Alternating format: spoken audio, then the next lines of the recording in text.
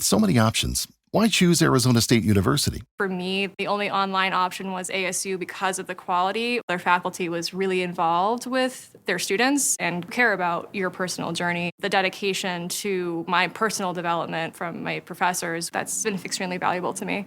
Earn your degree from the nation's most innovative university. Online. That's a degree better. Explore more than 300 undergraduate, graduate, and certificate programs at asuonline.asu.edu. You are now listening to the Someone's Favorite Productions podcast network.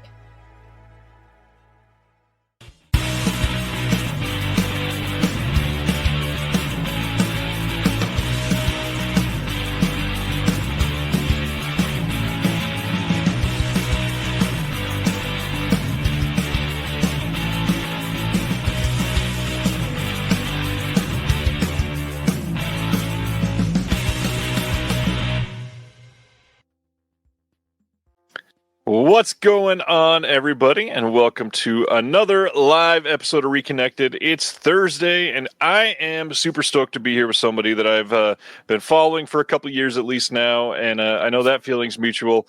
This is the screenwriter, Mr. Andreas Petersen. How are we doing, sir? Good. How are you doing? Good to be here. I'm well. It's nice to see you. For those that have not seen the thumbnail for tonight or read the description, Andreas is the screenwriter for a couple of films that have come out through OCN distribution over the last couple of years. We've got Attack of the Demons, which was released by Dark Star Pictures, and then the quite recent Cartooner release. That was just an April title? April, yeah. The second one is When You Get to the Forest. So stoked. I'm so glad you're here. This is amazing. Yeah, no, it's as I've mentioned to you like many times, like even just seeing Disconnected like announce those disc releases was sort of like a pinch me moment for me because I've been following for so long. So it was very cool. I don't get to feel like a celebrity often, so thank you. That's incredible. I guess the big thing we got to go into these movies first. Tell everybody about Attack of the Demons because these are two quite unique films when you hear titles like that. Yeah, so the two movies that I got that I have written that have been made. The first one was Attack of the Demons, and both of these movies were directed and animated by the Austin-based animator Eric Power, who works in construction paper animation, like stop motion. And so our first movie that we made together was Attack of the Demons, which was our kind of send-up of, Bava's Demons or, like sort of like super goopy 80s horror, like pseudo comedies. So we got that, that came out in 2020 and it was just sort of like this, very long process of getting it made. So Eric is the lone animator on the movies. And so we spent like 3 years kind of trying to muster a budget together and eventually like just got crossed over that finish line of getting into production. And then he spent the next 2 years animating it. And then, it finally came out in 2020. That was a very crazy experience for that to be like my first movie that ever got made. Right. Just sort of like, cause I had always, I think every screenwriter has these, ideas of what their career will be. And I always envisioned that, it would be such a fast process. And I never knew that I was going to kind of start off my career writing animated films. And it was just this incredibly slow, laborious process where Eric was sending me like clips that he'd be like, okay, I spent, 2 weeks on this. Here's 3 minutes of footage. Right. But yeah, it was a lot of fun. It was definitely a movie I'm very happy with, albeit definitely watch it now and be like, oh yeah, that's definitely my first movie. Well, I mean, one thing that's really cool to be able to go through your social media and see some of these things is like your first reaction to seeing a poster outside a theater of a movie that you made or just being able to see that it's getting a physical media release. So tell me about a couple of those first experiences. Like, how does it feel to make your first film? I mean, it's crazy. I mean, I remember when Attack of the Demons premiered, so that premiered at Cinepocalypse in Chicago in 2019. And that was the first time I had ever had a movie in any sort of film festival or anything like that. And I remember going to the Music Box Theater, which is where the festival was, and just like seeing the name on the marquee, and it was insane. Like I still have not gotten over that. Like even just like, I remember when Attack of the Demons got announced by Dark Star and it was going to be released through Vinegar Syndrome or through Vinegar Syndrome site in OCN. Like I'd been a fan of Vinegar Syndrome for so long. It was funny. I donated to their Kickstarter that like was before Vinegar Syndrome was Vinegar Syndrome, when they were doing those restorations of those lost Herschel Gordon Lewis movies. And like, I still have like that email.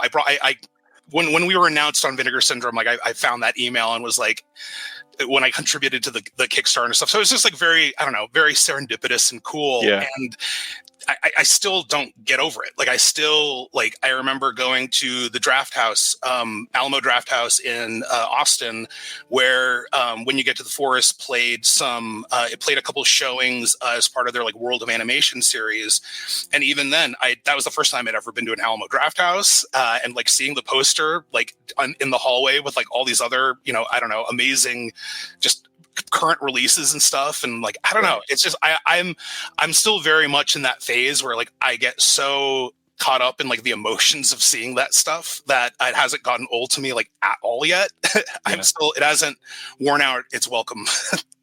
That's great. Was Attack of the Demons the first film that you did anything on, or because I know that wasn't Eric's first film, was it? No, it wasn't. So Eric's first movie was a samurai movie, also cut paper animation, called Path of Blood, and actually Synapse. You mean this one? That is the one. Yeah, Synapse put that out, and that's a great. I mean, I love that movie, and that was so much. But Attack of the Demons was my first like movie, my first feature that ever got made, and the first, I don't know, real, not just sort of like dicking around short movie that I ever made.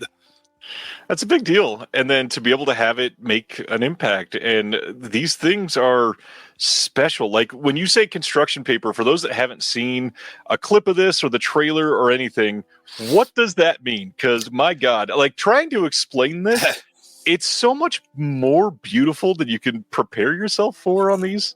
Yeah, right. Like, so Eric is a wizard. I got to visit his studio when I went out for those Draft House screenings, because he's based in Austin, and so like I cannot believe the stuff that he accomplishes with just cut out construction paper. And I know Eric will kill me for evoking this comparison, but I think the best like touchstone that there is for people is it is very similar to how early South Park was made.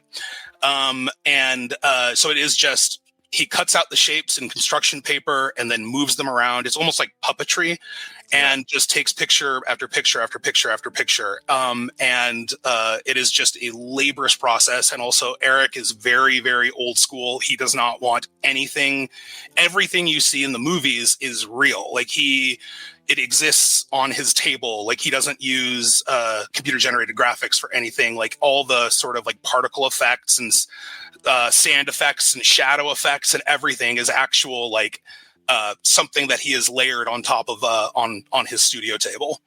Yeah, that's incredible. And that's the thing with this is it's clearly animation in the classic sense of the word, but it's this amazing like tactile feeling as you're watching this, that it's like something that you can reach out and touch, which is such a different experience for those that are not immersed in animation quite often. So I love stuff like this. It just like pushing the medium to the edge that people aren't prepared for.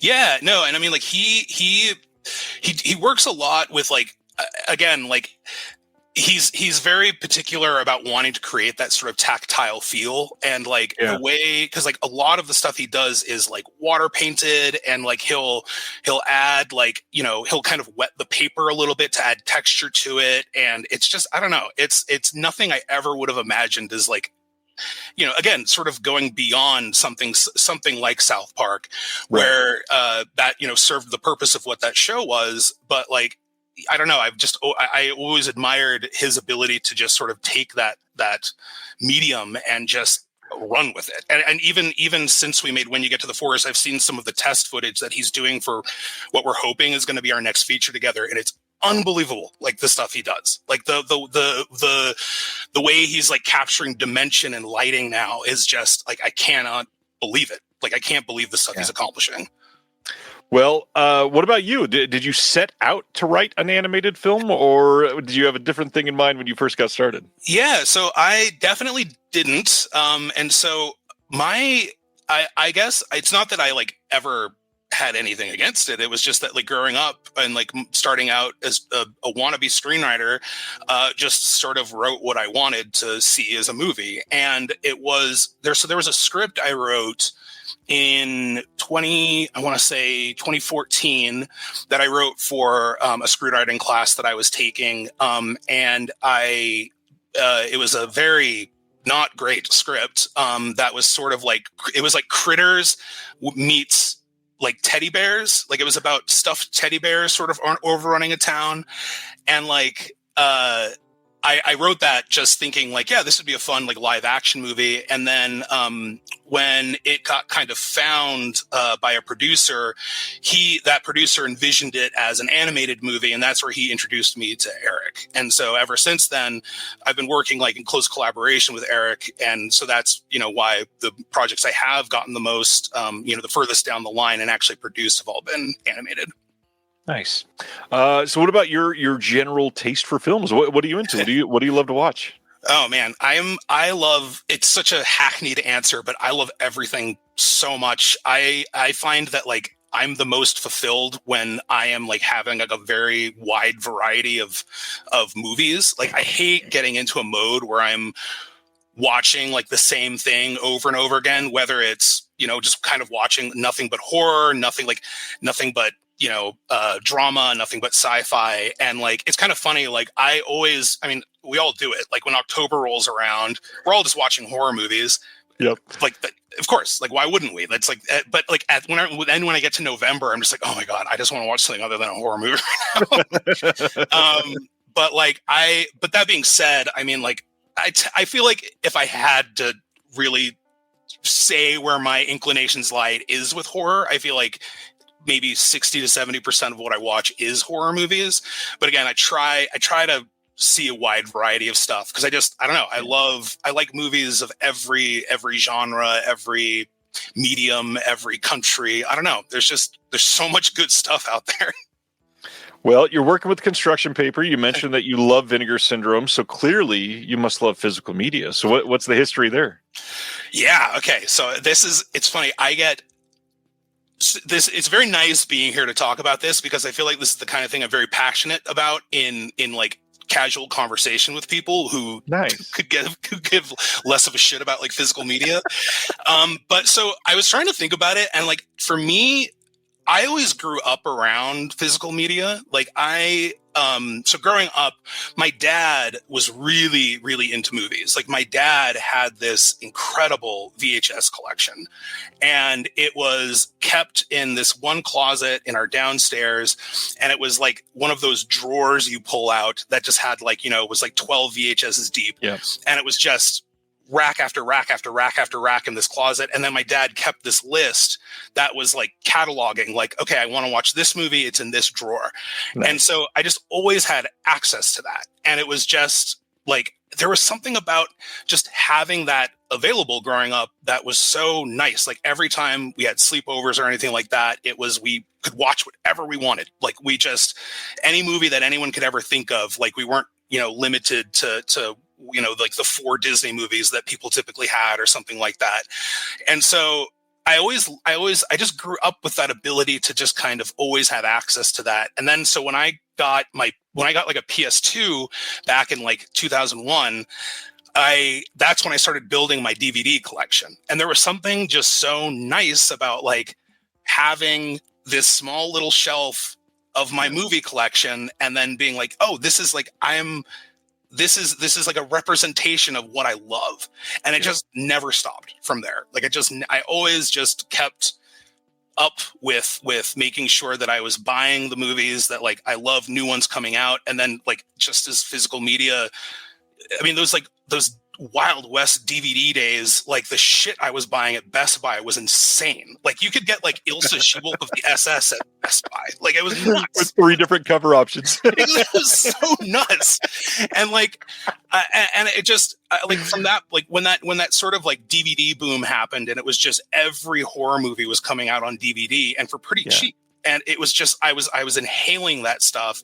And before I knew it, my collection was just absurdly big because this was like the one thing I spent money on. And it was just, I don't know, there was just no looking back from there. And then as streaming kind of overtook, I got very passionate about like, well, no, I like having access to the stuff I want. And like, I've heard so many people complain about like, I want to watch this movie, but it's not streaming on anything. And I never have that problem. So it's just very, very, very, very passionate about that, about having that access. And it goes back to when I was a kid. Well, on that note, Where Spock wants to know, does your dad still have his VHS collection? Unfortunately, no. My parents are both in like their mid to late 70s, and so they're kind of downsizing. And unfortunately, he did give it away. So the catalog got too hard to read. I get it. Yeah. So some rapid fire questions for everybody. How big is that collection nowadays? If you've been collecting that long? Oh my gosh! So I've got, I think, roughly 4,000 movies in mine right now. I know that's actually not. I mean, I feel like amongst the people amongst this company that might be sort of like rookie numbers, but I think I have about 4,000 discs right now. Not too bad. Yeah, no, and I've and a lot of that has been like slowly replacing the DVDs I had with Blu-rays, and now I'm in the phase of like tracking down the 4Ks of replacing those Blu-rays, and so it's a never-ending dance. So on that note, the never-ending dance, are you upgrading everything to 4K or like favorite films? Or it what depends. Are we doing? So I think for me, if there is a 4K out and it's it's an upgrade. I mean, like we all know that like every once in a while a 4K comes out that's supposed to not be that great. Yeah. And I avoid those, but like if I bought a movie and I want it in my collection, I want to have the best available version of it. And so I will upgrade, I will do the 4K of a movie that maybe isn't my favorite, but just I like having it. I like, the time that I actually want to pull out and watch, Congo. Like, I'm glad that I have the 4K of it, the beautiful Vinegar Syndrome restoration of Congo. I love that you could say that sentence here in 2025. That's amazing. So who would you say takes up the most space as a company in those 4,000 discs? Oh, geez. I mean, it's probably Vinegar Syndrome. But I let me think. So it's Vinegar Syndrome. I mean, a good amount of them are Scream Factory because a lot of those, like, there's a used record store where I live that every once in a while they just have like, they have like just a swath of like $5 Scream Factory releases. But I would say more often than not, it's either, honestly what it is it's Vinegar Syndrome and it's Severin, because those are the two that have biannual sales that I just spend way too much money on every 6 months. Yeah. You and I were lamenting about the sales earlier today. It's going to be a lot to discuss tonight on that. I am not looking forward to it wallet wise, but like I am so excited about the other end of that. But right now it is so daunting. It's a lot. There's a lot happening right now. It's kind of that time of the year. We're between the VS and the Severin sale, and Criterion is supposed to hit tonight. We got others to talk about. There's a lot. Before we get into our normal segments, what's like a dream release? Favorite boutique company, a favorite movie that doesn't have a great release. What would you want on it? What type of release? Hard box? What are we getting? Jeez. So for the longest time, man, and this is like no disrespect to the companies that put out the Blu-rays for these, because like the two that I always had were that I would love a 4K release for are Fritz the Cat and The Story of Ricky. Those are two, for whatever reason, for a long time I just wanted, and I fully say that I think Kino's Blu-ray of Fritz the Cat, I am so thankful that exists, and 88 Films release of Story of Ricky is great. It is an insane upgrade over the original Blu-ray that came out. It was awful. Right? I was so disappointed when I got that. But those are two that, like, for me, like, I remember before either of those movies had those releases on Blu-ray, like before Fritz the Cat had come out and before that 88 Story of Ricky came out, I definitely fantasized about Vinegar Syndrome restoring those and putting those out. I mean, I don't know logistically, like rights wise, I don't know. I feel like that's not too outside of the realm with not Fritz. Anymore. Yeah, but like, that being said, like, again, I love the Kino Blue of that. So don't want to dance on that. Sound too disappointed there. Like, I'm just happy that those exist, but I would die for a really nice 4K of both those movies.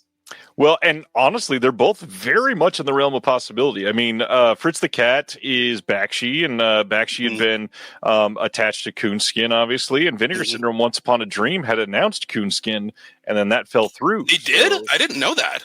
Not as like a monthly release, but on social media they were like, "We've acquired Coonskin, it'll be coming out in a few months," and then something happened. Oh God, they've never said anything else about it. I'm like immediately like excited and so disappointed. Well, this was like 9 years ago, so okay. I'm sorry everybody that just went, what? You've dashed my dreams quite greatly. Obviously, since the 88 Films Ricky O, like Vinegar Syndrome has dove into the Asian films a lot. So if anybody's going to get it in the US, it would make sense that it would be them. I would love it. I think that would be awesome. Again, love the releases that I have now. They are great releases, but those two I would love a 4K for. I would not complain about either. What's crazy to me, I guess I should say, tonight after the announcements, we're talking about 5 animated films that we love that are grown-up movies, not necessarily for kids. And I don't know what it was, but my feeling today, I did not end up, I'll just spoil it now, with a Bakshi on my list. And I was like, how do I have no Bakshi? But it just sort of landed that way. My taste has been different lately, but I grew up loving Bakshi. And so, it was great to have Fritz the Cat just randomly mentioned. It was perfect. Yeah. I will bring up Bakshi again. Don't worry. Great. Well, on that note, what are some recent pickups you got that you want to share with everybody? So, most recently, the two like big ones that I got were, I haven't had the chance to dive in yet, but I'm so excited about the Terror Vision Shoestring Slashers box set. Yeah. I love that stuff so much. I love I was so stoked that they were putting out Sledgehammer. I love what they're doing with the shot on video stuff, like the love and care that they're putting into those like bottom barrel slasher movies that just, I don't know, like they're so great. And so I've been really, really excited to dive into that. Like I pre-ordered that like the second it came out and it finally arrived. And then I finally got my halfway to Black Friday Vinegar Syndrome. And so it's funny, this is like an insight into like my method for buying stuff. Like I very rarely will buy stuff right when it comes out. Like very like unless it's like a movie I loved and need to see it like the second it's out on 4K, I'll do that. But more often than not, I'll just kind of wait until the price drops. And with the biannual sales with Vinegar Syndrome and Severin, like what I typically am buying throughout the year is I'm like panic buying stuff that's going out of print. With Vinegar Syndrome, like that's what I do. Like when the first thing I do when they have a sale is I go straight to that going out of print tab, and I'm just like, okay, because they usually mark them down for so cheap. Yep. And so this time it was just all movies that either were going out of print or it was their VSA titles that they only do like a limited number of that were below a certain threshold that I had to get. So like recently I picked up the 3 VSA titles. They Call Me Macho Woman, nice. Love on Delivery, which I was so stoked I got a copy of before it sold out. And then An Eye for an Eye. Like I'm very, very excited to check that one out. But like I just am super I'm super excited to like dive into that set, because I just like, I don't know, the VSA titles are the ones that I usually, for some reason, like I just gel with the most. Yeah, well, I mean, they're video store titles usually, so that kind of fits with your background, what you were talking about. Yeah, and then the other one that like because I know Fun City Editions has kind of been because I think they're leaving OCN, if I remember correctly, or like phasing out of OCN, that they announced that they had some titles going out of print too. And it was like, because they announced it was like Alphabet City and Coca-Cola Kid were going out of print. And I've been dying to pick up both of those. And I just immediately went on, because they were both like up to like $35 on Amazon, and I went on eBay. I was able to get them for like 20. And so, but I watched Alphabet City like right when I got it, and I loved that movie. It's a great one. So that's it. I panic buy these movies that are going out of print and make sure I don't lose out on them, and then, but those are my recent pickups. So now we know your habits. You put yourself through a heart attack. That sounds fun. Yeah. On the other hand, one of the things I do is I try to save like points, or if I get like a gift card as a gift, or like I think this one was like a return that I had to get an Amazon gift card for some reason, and I wasn't going to get this, but then it dropped low enough where I could literally just spend a gift card on it. So I just got in the 4K of Kingdom of Heaven. Ooh.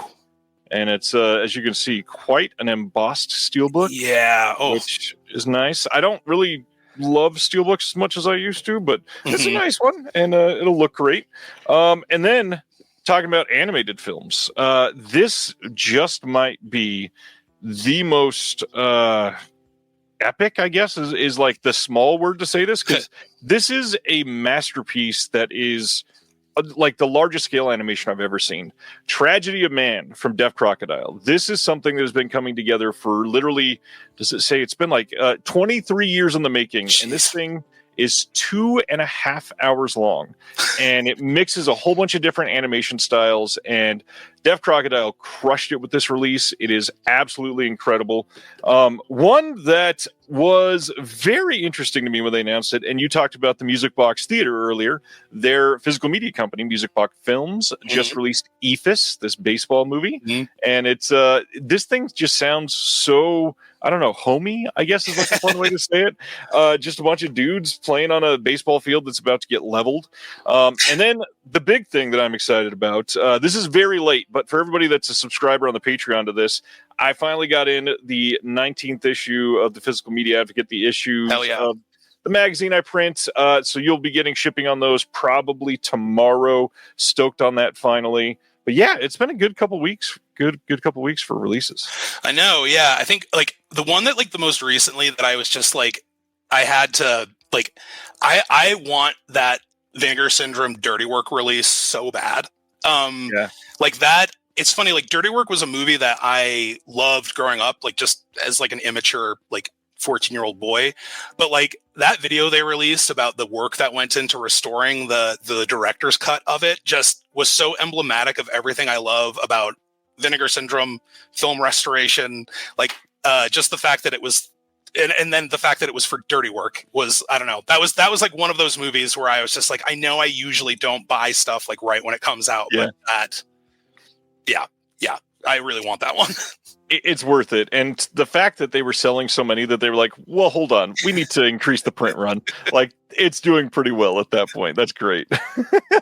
Over the last couple of weeks, what have you been watching that you want to talk about? And any great movies? Yeah, so I think for me, like I just watched so I guess in terms of maybe like the most recent movies that I've watched that like I really loved, like that have come out, like I loved Bring Her Back, which was actually kind of interesting because like I liked Talk to Me. Yeah. But I wasn't bought in as much as everyone else was. But Bring Her Back just like knocked my socks off. Yep. That I just thought that was such a spectacular movie.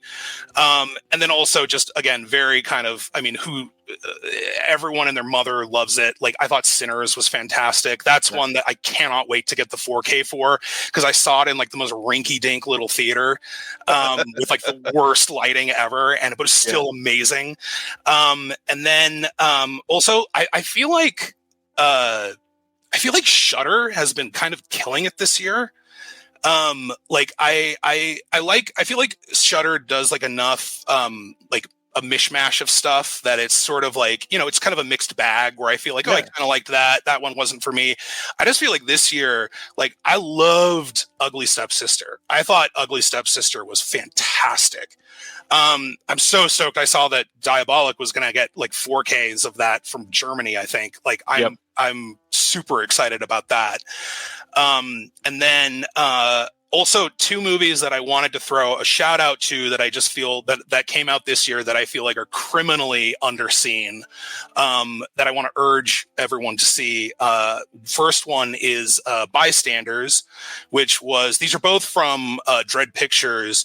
So Bystanders is this fantastic rape revenge movie that came out earlier this year, that is directed by Mary Beth McAndrews and written by Jamie Alvey. And it's just sort of like, you know, a rape revenge movie against like the most obnoxious frat boys you've ever seen. Yeah. And it just like balances this thing between not shying away from how horrific the contents is, but it's still like weirdly fun. And I think that one's on Tubi. So like I highly recommend everyone checking that one out. And then the other one that I really loved from Dread Pictures was For Sale by Exorcist. Which I loved that movie, directed by Melissa LaMartina and written by Chris LaMartina of WNUF. And it's just like the most charming, like comedy horror movie I've seen in a minute. For anyone who doesn't know, just about a woman who, like buys houses that are haunted and like exorcises the ghosts and flips them. And it's like a mockumentary. I don't know. It's just, it's so like stupidly charming. And I was like going through, cause I keep like a running list of like my favorite movies that I've seen like through the year on Letterboxd. And both of those like don't even have like 1,000 logs on Letterboxd. I don't even know if For Sale by Exorcist is at like 200. And it's just like, I just feel like those are both criminally underseen. So I just wanted to give a shout out to those. Chris and Melissa are also just like the nicest people. They're always incredible.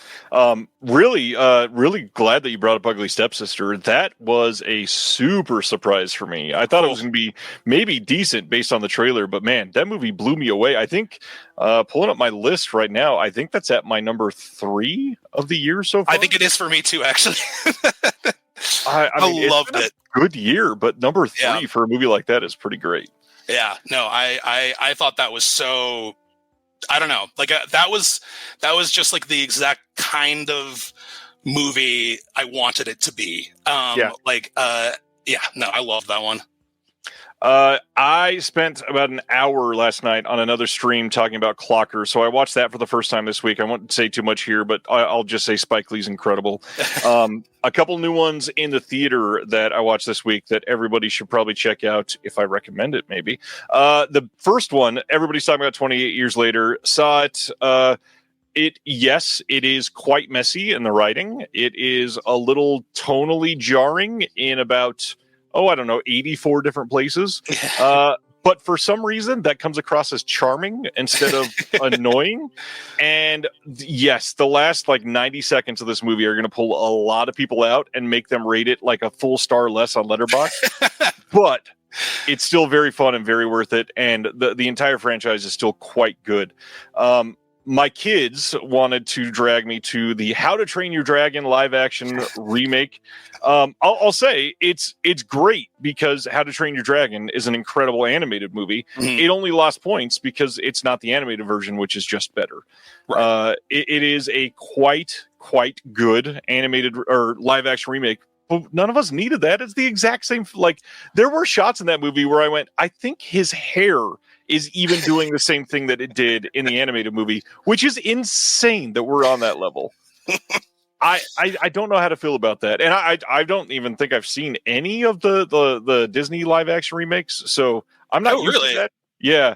It's just not my thing, but sure. I mean, I would say it's not my thing either, but somehow I've still seen like 6 of them. And then the last thing, probably the biggest flop that has ever flopped. Pixar's Elio dropped this week. Speaking of animated movies, yeah. Did you watch Elio? I have not seen it, but I was aware. It's like I didn't know that it was coming out, and then I saw Richard Whitaker from the Austin Chronicle tweet out, or a Blue Sky post, like it's a little concerning that like there's a new Pixar movie coming out in 2 weeks and nobody seems to know. Yep. Supposedly, the trailer was played for about 17 people across the U.S. over the last couple of weeks. Right. It is already poised to be the least grossing Pixar debut in like 21 years or something like that. Or actually, I think it's since the original Toy Story. Like the first Toy Story is the only one that was less than this one, which is crazy. That being said, Elio is freaking great. It is. I guess the only thing that I'm really going to kind of hold it against it is Pixar used to be on the forefront of animation.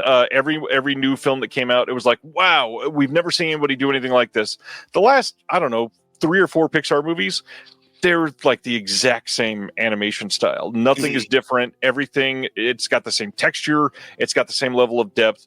But they sort of killed it with the story. It is a really beautiful science fiction story that hammers home the idea of loneliness and really, really leaves you with this beautiful philosophical moment that I don't really want to spoil. But one of my personal heroes is literally his voice played at the end of the film, which I never would have expected that Pixar would have done this. And it really like leaves you if you recognize the voice and know what is happening, you leave the theater like beaming with just wow, they did something and took a risk and it paid off in spades. That's awesome. Yeah, I saw your little your tidbit about it on Letterboxd, and I actually was like, oh shit, I need to check it out. I realized after the fact I probably should have marked that as spoilers, but it doesn't spoil the film story. But yeah, the feeling was pretty magical at that point. All right. Other than announcements, anything else that you're working on that you can share? Or anything that you want to point people to? I guess I could just say that like of my two movies, Attack of the Demons is on Screambox. If anyone wants to check that out, and also obviously released through OCN and Darkstar on Vinegar Syndrome's website. And then also When You Get to the Forest is also out on Vinegar Syndrome's site through Cartoona. But that one unfortunately is not streaming anywhere quite yet. We're still figuring that out. Not the easiest sell. But for now, if it's something that someone wants to see, they can pick it up on Vinegar Syndrome's website. But other than that, I'm constantly working on stuff. Eric and I are in a constant state of trying to like get something into production. And so right now we're kind of pushing hard on this fantasy drama that Eric came up with a story for, and we've been developing the story over the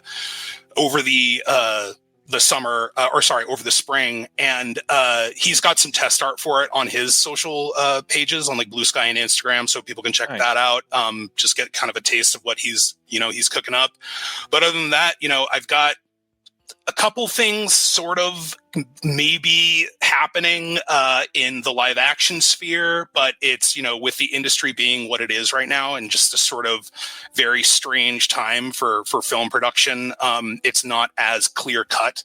So, very well, nothing may come of it, but I will say that I'm always writing. I'm always trying to get something out there made, and I'm sure eventually another movie will come out.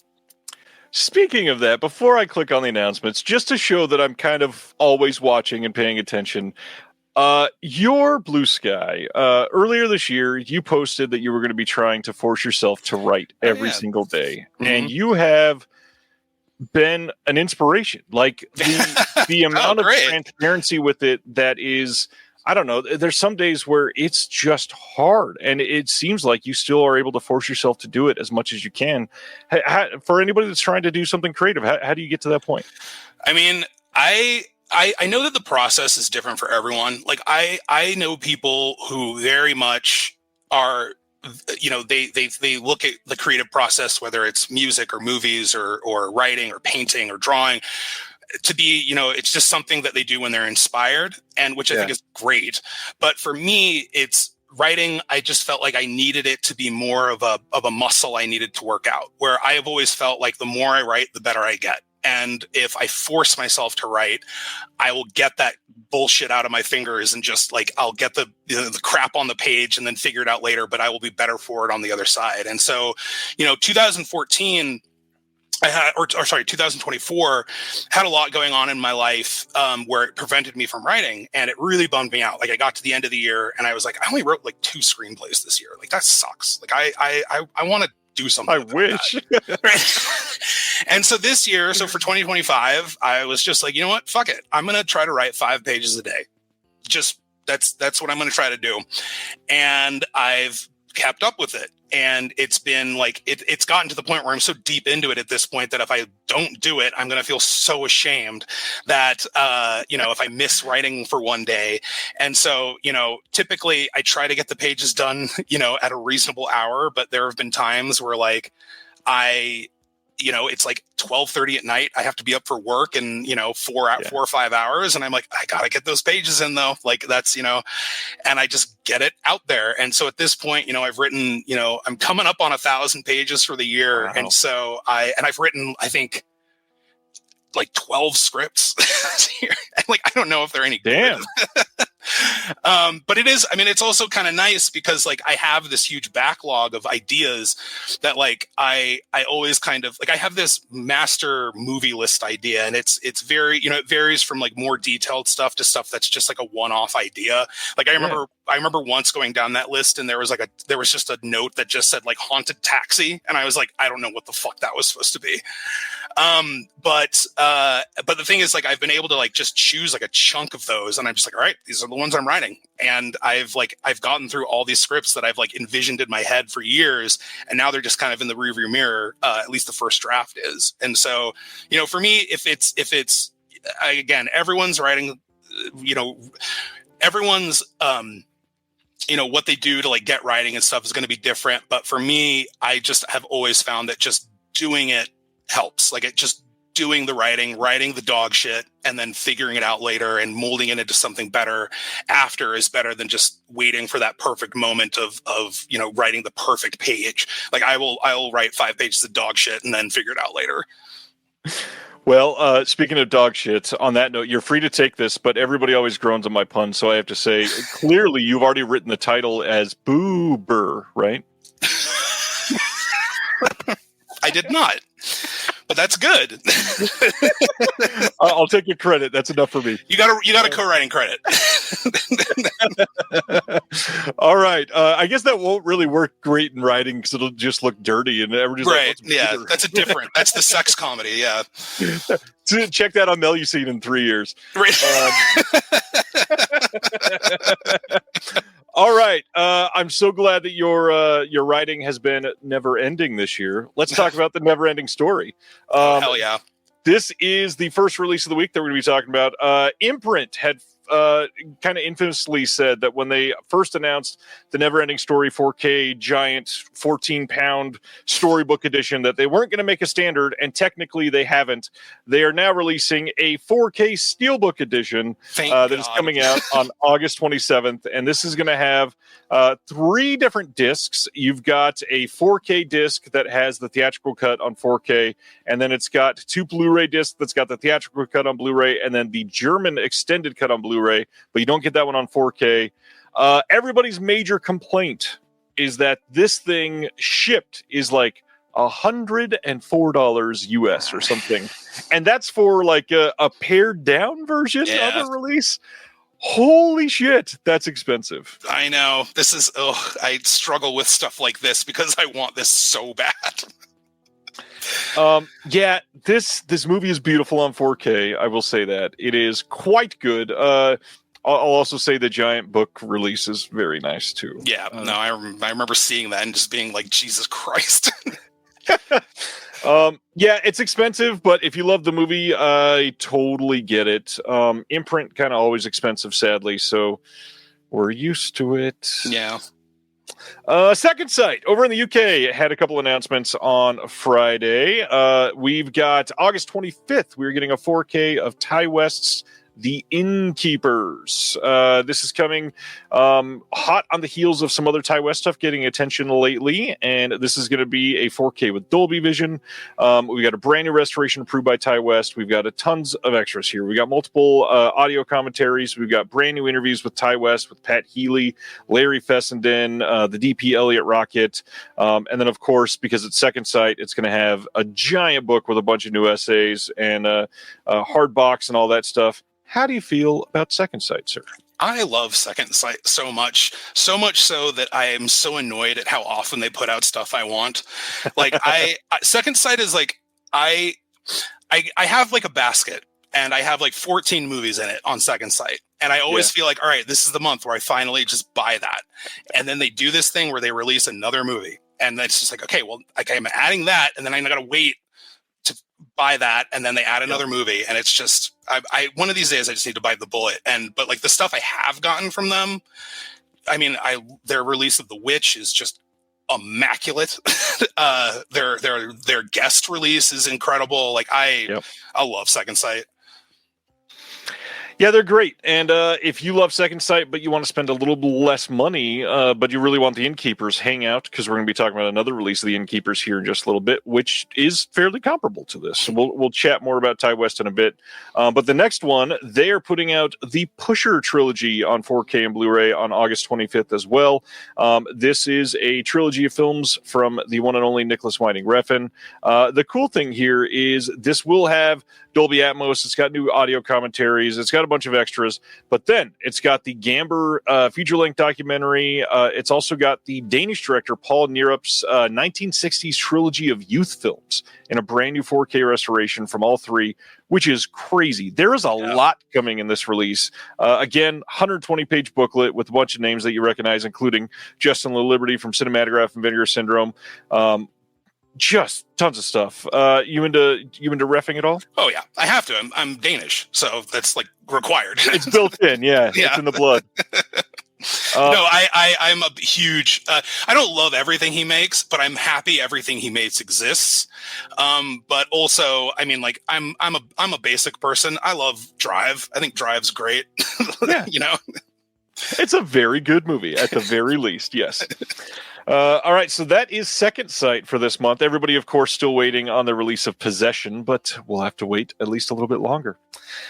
Next up is the one and only Deaf Crocodile, who's in the chat talking about the imprint prices. Yes, very expensive, Craig.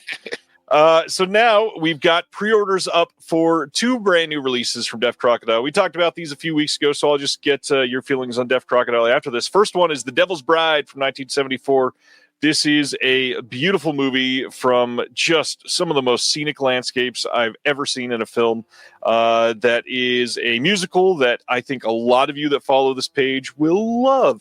This is a Lithuanian film, and we were lucky enough to be able to do a visual essay on it, and it's incredible. Got a bunch of other extras on here. We got an audio commentary from Michael Brook. We've got new interviews with people that were associated with the film, including the I believe it's the daughter of the director. Is that right? Yeah. And then, of course, new essays by Alexander Heller Nicholas and Walt Chaw in the booklet. Are you into Deaf Crocodile at all, especially as an animation fan? Of course I am. I actually, it's funny. I mean, like, as much, I think the animation that they release is incredible. And the attention that they're giving to like the just stuff that I had never heard of.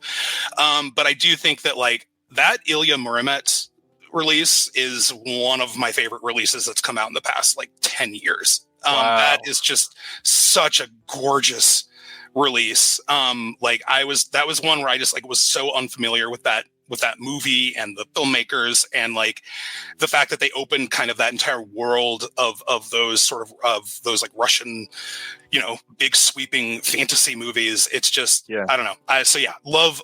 Love Deaf Crocodile. Amazing. One more release from theirs, which is one of my favorite releases in their entire catalog. They are putting out a deluxe edition release of The Pied Piper. This is the 1986 film by Jiri Barta that was released previously while they were with OCN. And now, to make it worth it, they are putting out a second disc that is going to include the rest of Barta's shorts, which are beautifully animated in stop motion, and they are they're kind of like small masterpieces in every single one. And then on top of that, of course, this has a brand new 60-page illustrated book. It's got the essay that was in the original release, so you're not missing out on that. And it's also got new stuff by Jonathan Owen and Walt Shaw. Have you seen The Pied Piper? I haven't, but I've been dying to. I feel like this would be right up your alley. Yeah, I'm going to pick this one up, this edition. It's actually, I hated that I missed it when it first came out, so I'm very excited to pick this one up. Yeah, and everybody's talking about the art. The art on this box is incredible. Brian Level is the one that did the hard box on this. And if you want to hear more from Brian Level, he happened to be in the episode of the Deaf Crocodile podcast that premiered last Friday. Go give that a listen. All right, going on from there, we got some releases from Severin, which I had heard that this was coming a few months ago, and I feel like there's some really great stuff here. So this is coming in early August if you order it straight from the Severin site, and then it will be coming on September 30th if you order it from a wide release partner like Amazon or somebody like Diabolic. But this is Danza Macabra Volume 4, and the films in this are pretty great looking. We got Terror and Creatures from the Grave. They have also, well, we'll talk about the details in a second. We've got Night of the Damned in there. On top of that, we've also got The Devil's Wedding Night and Baba Yaga. And the big thing here is we are getting a 4K box set and a Blu-ray box set. And they are able to do that by making different color art on the box, which is kind of a clever way to tell those apart. I'm glad they're doing that. I really wanted to talk about the pricing real quick, because we just talked about imprint, which massively expensive for a really popular movie. I'm not taking that away. But the Blu-ray box set for Danza Macabra is $79 in the US, and that is, it's still a huge set. It is 7 discs. Then you go to the 4K set, it's $125. So it's more expensive because 4K is expensive to make. But it's 11 discs because you get the 4K discs and the Blu-ray discs, and there's a CD.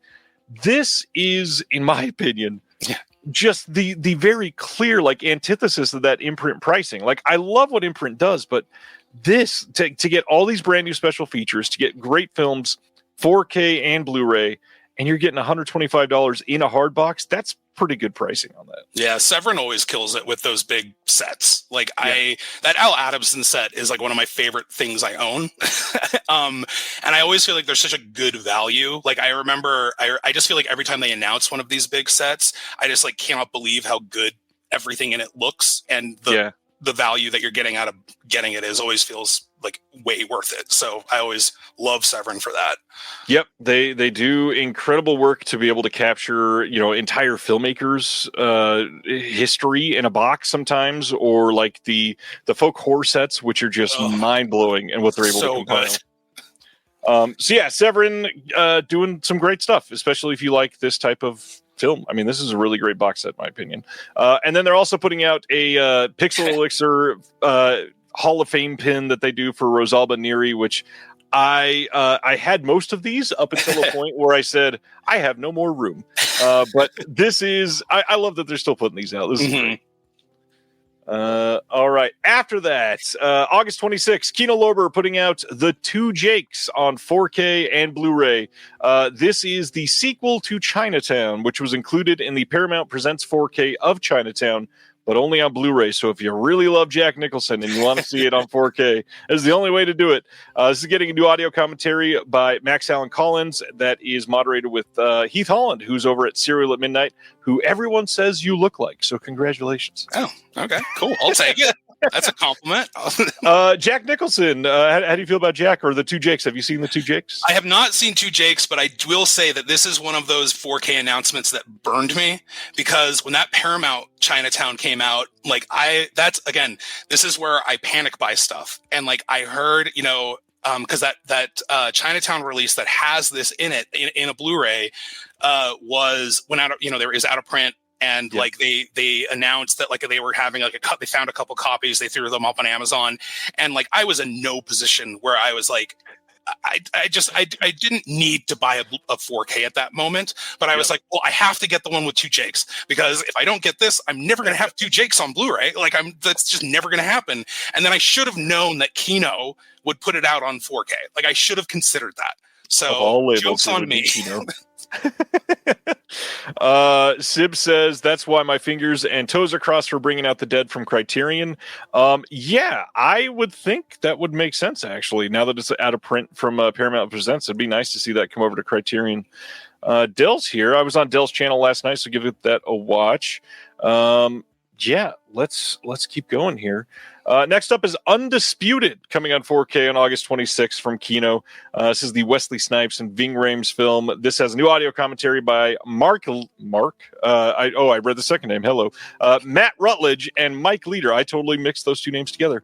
Mike Leader's been on the channel before. Good guy. Have you seen Undisputed? I am unfamiliar with this movie, which is surprising because I love Wesley Snipes and Ving Rhames quite a lot. So, but it's 2002, so that could be why. It was after the Ving Rhames renaissance and the Wesley Snipes downfall. All right. Yeah, I'm not sure if I've seen Undisputed either. It's been a long time since this came out. With that being said, whenever Kino puts something out on 4K, I do tend to look into it a little more. And I've bought some blind 4Ks from Kino that I have not been disappointed with. So it's real easy when they're $18 on sale, like we're going to talk about tonight. All right, so next up is Hammer over in the UK, releasing on August 11th, Blood Orange from 1953. This is a 4K, one of their slimline boxes. They're doing like these deluxe sets and then these about half of that size, still deluxe compared to most releases sets, and they are putting out a lot of classic films. Blood Orange is not what most people would probably call a classic Hammer film. This is one that a lot of people did not know much about, but the big thing is it's directed by Terrence Fisher, and for a lot of people, that alone is blind buy worthy. This is going to be coming in a 2-disc set. You got a rigid box as usual. You got a 4K disc, Blu-ray disc, and then of course it's got the booklet with it. You've got new commentaries, a bunch of new extras. They treat these releases very well. You like any Hammer films? Yeah, I mean, I guess it's not a sort of studio or like realm of film that I ever had a like deep dive appreciation with, but like whenever I catch one, I like it. I mean, I will absolutely, this sounds like right up my alley. So yeah, it looks pretty decent. And I mean, again, Terrence Fisher, I'll watch it. I just don't know if it's buy a huge 4K box set, watch it. This is probably the release that pissed off the most people on my page this week. August 18th, over in the UK, Warner Brothers is releasing The Mask from 1994 with Jim Carrey in a Blu-ray steelbook. Yes, a Blu-ray steelbook. This is the same Blu-ray disc that they've been putting out for the last, 15 years. And they're just saying, hey, let's put it in a gaudy purple and green steelbook and say, all righty then. How do you feel about The Mask? I love it. I mean, it came out when I was like 5 years old, so of course, I grew up with it and thought it was great. But I am cracking up over the fact that this is a steelbook for a 15-year-old disc.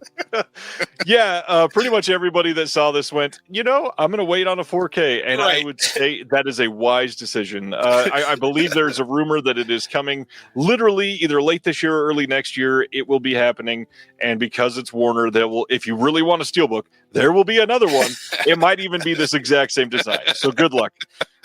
This is a wild decision. Speaking of the UK, Dazzler Media, which has been stepping up their 4K output, they're putting out Girl from the North Country from this year on a 4K and Blu-ray release. This one I had not heard about, but it sounds freaking great. This says, set in 1934, Duluth, Minnesota during the Great Depression, Girl from the North Country centers on Nick Lane, who struggles to keep his guest house afloat amidst financial ruin. His wife, Elizabeth, battles dementia while their adopted daughter, Marianne, harbors a secret pregnancy.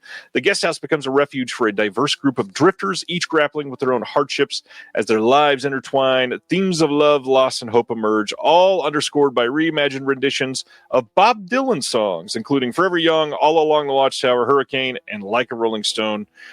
This is a Broadway musical adaptation that has been made into a film that I gotta be honest, I kind of want to see this.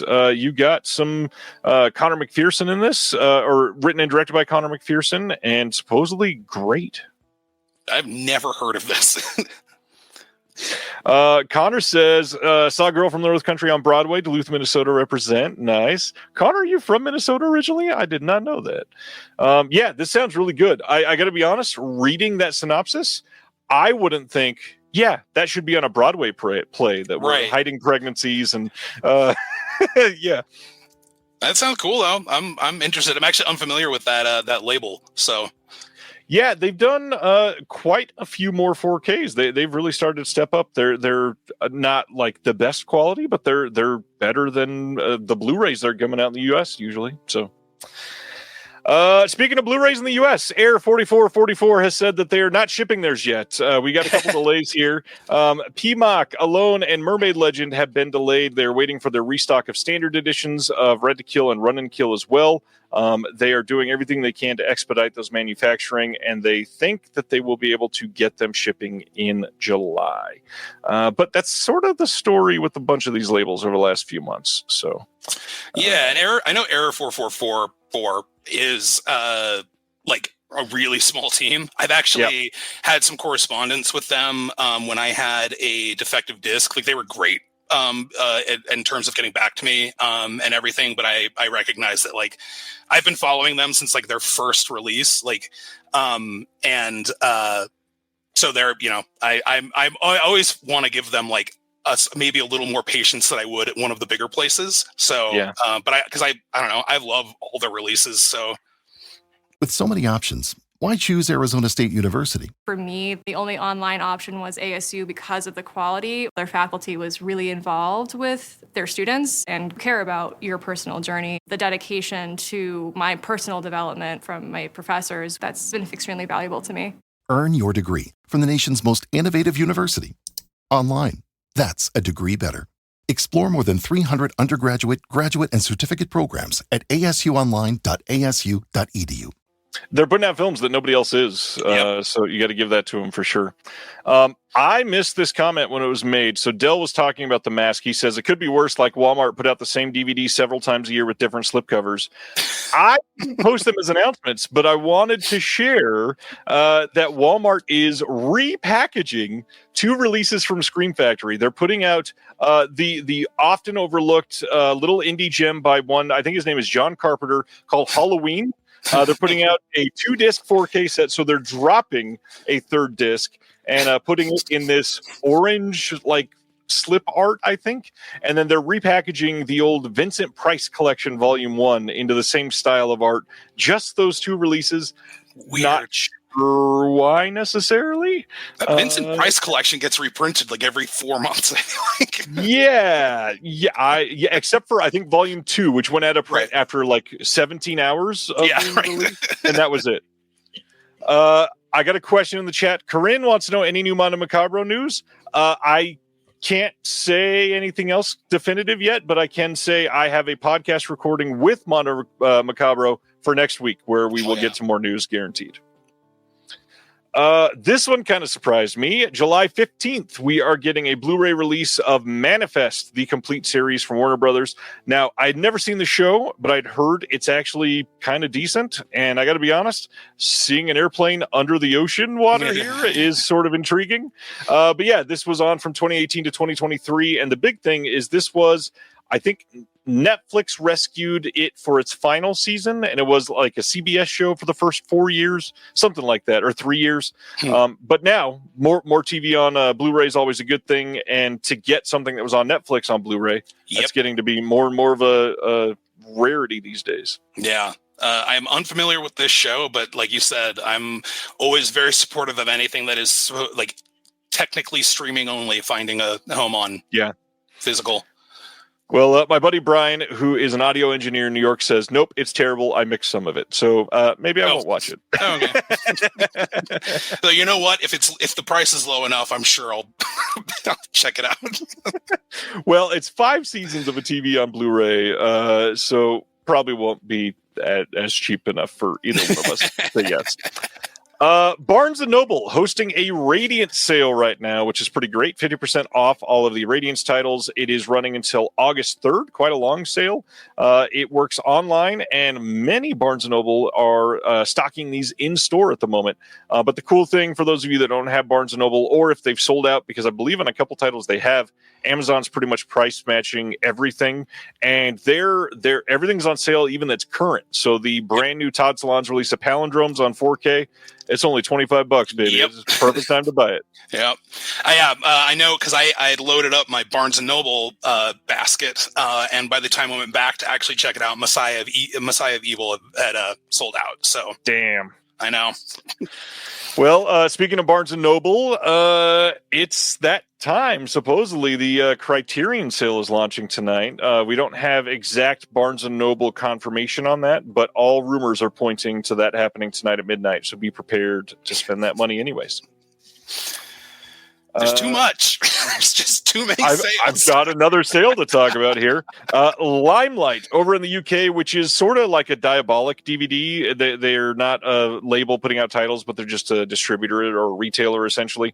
They've got 900 plus titles. Well, in fact, when I clicked on it, I think it was just over 1,000, which I thought it was weird that they said over 900 and then the sale had over 1,000. Why don't you say over 1,000? That's easier. They've got all kinds of stuff on sale from lots of big companies that you'd probably love, like BFI, Eureka, Indicator, 101 Films, Fabulous Films, Anti-Worlds, the sister company of Indicator, Third Window Films, and a whole bunch of studio stuff too. If you are in the UK, you get free shipping over £50, and if you're anywhere else in the rest of the world, you have to jump that up to £200 to get free shipping, and that's a lot of money. But they've got some pretty damn good prices over there. Just a warning. Yeah. Anybody else check out the Limelight sale? I want to hear what anybody got from this thing. I wasn't aware that this was happening, and now I'm like panicking because one, there's already enough sales happening right now, but there's like it's UK stuff also, just sort of it all being there in one place. That's very, very enticing. Yeah, and we're talking like I think there were Third Window titles that were like £10. There is Indicator stuff that was under £10. There was Eureka stuff that I wanted that was like £12. Don't tell me that. Yeah, it's a pretty good sale. I'm sorry. And of course I clicked the wrong thing. 1 second here. That was the last thing. Next, that is a terrible picture of me. I was on an episode of the Split Your Head podcast that came out this week. Go check that out. Supposedly I got more personal there than I do in many other places. I've had a bunch of people message me that they listen to this. So if you're into it, go give it a listen. Man, Umbrella is like many people's favorite label right now. It seems to be a race between Umbrella and Second Sight. So you love Umbrella. I love Umbrella. What is a couple favorite releases they put out? I mean, like, off the top of my head, I mean, their Super Mario Brothers UHD, incredible. Their Razorback UHD is incredible. And then also their King Kong Lives. Like, I'm just so stoked that they released that on Blu-ray. Like that I'm so happy that exists. And I've actually been really, really excited to dive into their French Extremity box sets. I know there's a new one that was announced recently, and I love Umbrella. They're the best. Mozart's Ghost says the Wake and Fright 4K is gorgeous, and all I can express right now is jealousy that mine is not here yet. God, I am dying to watch that movie in 4K, even though this is like the worst time in the world to watch Wake and Fright because it's so goddamn hot across the U.S. Yeah. All right, so Umbrella this time. Lots of really great stuff. We've got the film Angst from 1983 coming on 4K out of Australia. This is going to have, of course, a regular standard edition if you want the 4K, but the deluxe is going to have a 48-page book with behind-the-scenes material, archival interviews, and new essays by Jack Sargent and David Michael Brown, custom rigid slipcase, let's see, reversible poster, new audio commentaries times 2, one of them by the director, one of them by Kat Ellinger and Martin Conterio, a post-screening Q&A with the director and the lead actor who plays the serial killer here. We've got a new interview with the actor himself. We've got Through the Eyes of a Killer, an interview with the cinematographer, just all kinds of stuff coming on this, including a locations featurette, which is kind of rad. Oh, yeah. How do you feel? Have you seen Angst? Yes, I really, really love this movie. I became aware of it when I first saw Irreversible, because apparently Gaspar Noé has said that it was like one of the main inspirations for that movie. And so I hunted it down, got a copy, and it is dark and grimy. It's great. The second I saw this come up, I was just like, that's a perfect 4K release. Like, that is a movie I want to see on 4K so bad. Yeah, to say I am going to sit down and watch a movie that inspired Irreversible does not feel great. Yeah. However, Angst is incredible. This movie is stupendous. It is gory. It is frenetic. It is beautifully shot in a weird way, because it's primarily a single location sort of serial killer thriller. But good Lord, our lead actor here, Erwin, what's his last name? Is it Leader? I don't want to. Erwin Leader or Erwin Later. He is stupendous in this movie. He is just the perfect kind of deranged. The rumor is that Cult Epics in the U.S. is likely going to be upgrading this to 4K eventually, because they did the blue. Yep. But for those of you that love Umbrella, this is the exact way that you're going to want to ingest this movie, because it's incredible. And I can pretty much guarantee Cult Epics will not get as many extras that are going to be on this list. So. Angst. I'm so glad you've seen it, because so many people are like, Angst, this looks pretty. What is it? I have to go, you want to be really upset? It is. All right, next one is one that I have not seen. This is The Resurrection of the Golden Wolf, also known as The Golden Wolf Revives, from 1979. Have not seen this before. This is Yusaka Matsuda starring in this one. It's got a 48-page booklet with behind-the-scenes material and new essays. It's got the reversible poster, all the stuff that Umbrella usually does. On this, we've got a new interview with the director Toru Murakawa, and then some new corporate fantasy and masculine identity in The Resurrection of the Golden Wolf that Robert Edwards is speaking on. Not a ton on this disc, but for those that want it, I believe this is going to be the best release of this film yet, for sure. Have you seen this one or even heard of it? Never heard of this one when it came up, but instantly intrigued by it. Yeah, really great looking art too. Very, very compelling. The story sounds good. I love Asian movies, just plain and simple. I mean, going through this week, the New York Times Best of the 21st Century that everybody's posting, I had to literally fight myself to not have 10 different Asian films, and that's it on my list. She's just done it. She's just go for it. It was pretty close. Yeah, I definitely wanted to. Next up is The Reef. I think I've seen this one, but this is from 2010, Shark Attack movie, coming on Blu-ray on October 8th. This is a clearly pretty Australian film. I'm glad they're putting it out. We got a 48-page booklet with new essay by Anthony O'Connor, behind-the-scenes material, interviews, all that stuff. New audio commentary with the director, moderated by David Michael Brown. Some new interviews. Have you seen The Reef, sir? I haven't, but it's another movie, another like early 2000s shark movie that I am so happy is getting like a loving release. I'm here for it, and I'm here to discover all the ones that I missed.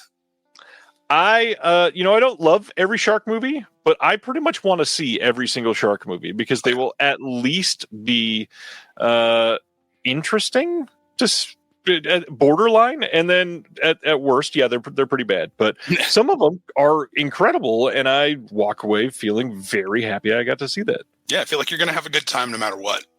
Yeah, it's a shark movie. Come on. Let's see. Sam saying I love Angst. Kubrick Lover also loves Asian movies. I'm so glad I'm in good company there. Shark romantic Ryan. That's what I do. You know what? Give me an Asian Shark Attack movie, I guess, and that's perfect for me. Yeah. Let's keep going. Next is the anthology film that I still can't believe this is coming out through Umbrella. The ABCs of Death from 2012, which is directed by seemingly everybody under the sun at the time, including Ty West, like I was talking about. This is getting a really nice looking Umbrella release that will be very like children's book coded, like they've done on their Winnie the Pooh releases so far. This is going to have a 48-page booklet with some new essays, and then we got some new extras, including a commentary by Graham Duff and Stephen Thrower, which Stephen Thrower, I feel like doesn't do as many commentaries anymore. He kind of does like a 30-minute interview, and this is kind of a very interesting movie for him to do a commentary on. Yeah. So stoked on that. We got new interviews with some people that directed or produced and some other stuff, but a lot of behind the scenes on many of the segments of this.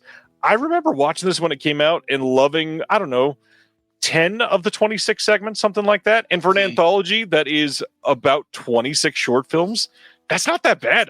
That's a pretty decent hit rate. I feel like you're walking away with a longer runtime of good stuff than you would for most anthologies, like halfway okay. Like, I don't know. I think you're right. It's about. I feel like it's almost like half and half, but there are some gems in ABCs of Death. Like I can't remember who made D for Dogfight. That's probably my favorite one. And then I love Jason Eisner's Young Buck in there too. Like I don't know. Those are so good, and there's so many good ones in here. This was a really cool release. Yeah. For those that have never seen this or heard of this, I guess the shtick to it is that it's 26 different shorts, all done with a certain letter to be the ABCs of Death. There's stuff like A is for Apocalypse, B is for Bigfoot, F is for Fart, R is for that one's great. Fart is great. It's from the guy who did. It's from the guy who did The Machine Girl. It's so good. It is messy, to say the least. Dell's saying he only liked 4 or 5 of the 26. Dang.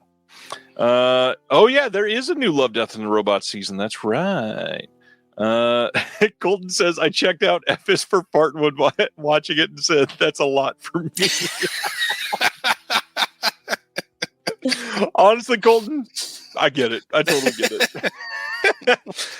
Next up, you mentioned the French Extremity box, and they are putting out a second set on October 8th of their new Extremity collection. This covers Doberman, In My Skin, which everybody and their mother is releasing right now. Yeah. 29 Palms and Fat Girl. We get lots of new extras on this. Literally every single film is getting new extras. Extreme films. How do you feel about stuff like this? Like when I was growing up, like when I was kind of discovering who I was as a filmmaker, like it was around like, the mid 2000s. So it was a big, like part of that Splat Pack boom. So like I was, a lot of the American stuff, but also kind of really enjoying that, but then also kind of going off and finding the kind of diving into French Extremity and discovering that and being like, oh shit, they're not fucking around. Like, and so like, I've always had like a very soft spot for French Extremity. So I've been like over the moon that Umbrella has been putting these out. I'm really, really excited for this one. So one of the things I wanted to point out, because I don't think I highlighted it enough on the first release when they announced the Volume 1, I am excited that we get a company that is putting out a collection of films like this that, yes, at the heart, they're new French Extremity. So there's like a genre leaning where they're all tied together. But they didn't just lean into the title. Every single thing gets very similar and stylized key art. Everything is built to look the same. That is really cool, and we don't get a lot of opportunities to see something like that, and I'm glad they're doing it. It could have easily just been the original poster art on the cases on the inside, and it might even be on the flip side, but for those that like stylized releases like this, so great. I love that they're doing that. Yeah, that art for 29 Palms alone, like I want to like frame that. Like it's so cool. Well, you do get a poster. Yeah. This is a fun set. I know that there's been some rumblings of some of the French Extremity getting like some bigger releases from some other more popular labels, but if this tickles you in the right way, I mean, it matches the first volume perfectly too, so it's kind of a really great 1-2 punch. The hard part, like In My Skin, it is got 2 other 4K releases now from Radiance and from Severin, and Doberman just got a release a couple years ago, and 29 Palms just got a release a couple years ago. I don't think Fat Girl's got a big boutique release recently. I think that's Criterion, isn't it? Didn't they put that out? Yes. It was a while ago, but yes, so it's definitely not 4K, so I don't think you got to worry about that. Yeah. And I don't even think there was like a ton on the disc. So even then, this might be better than the Criterion disc.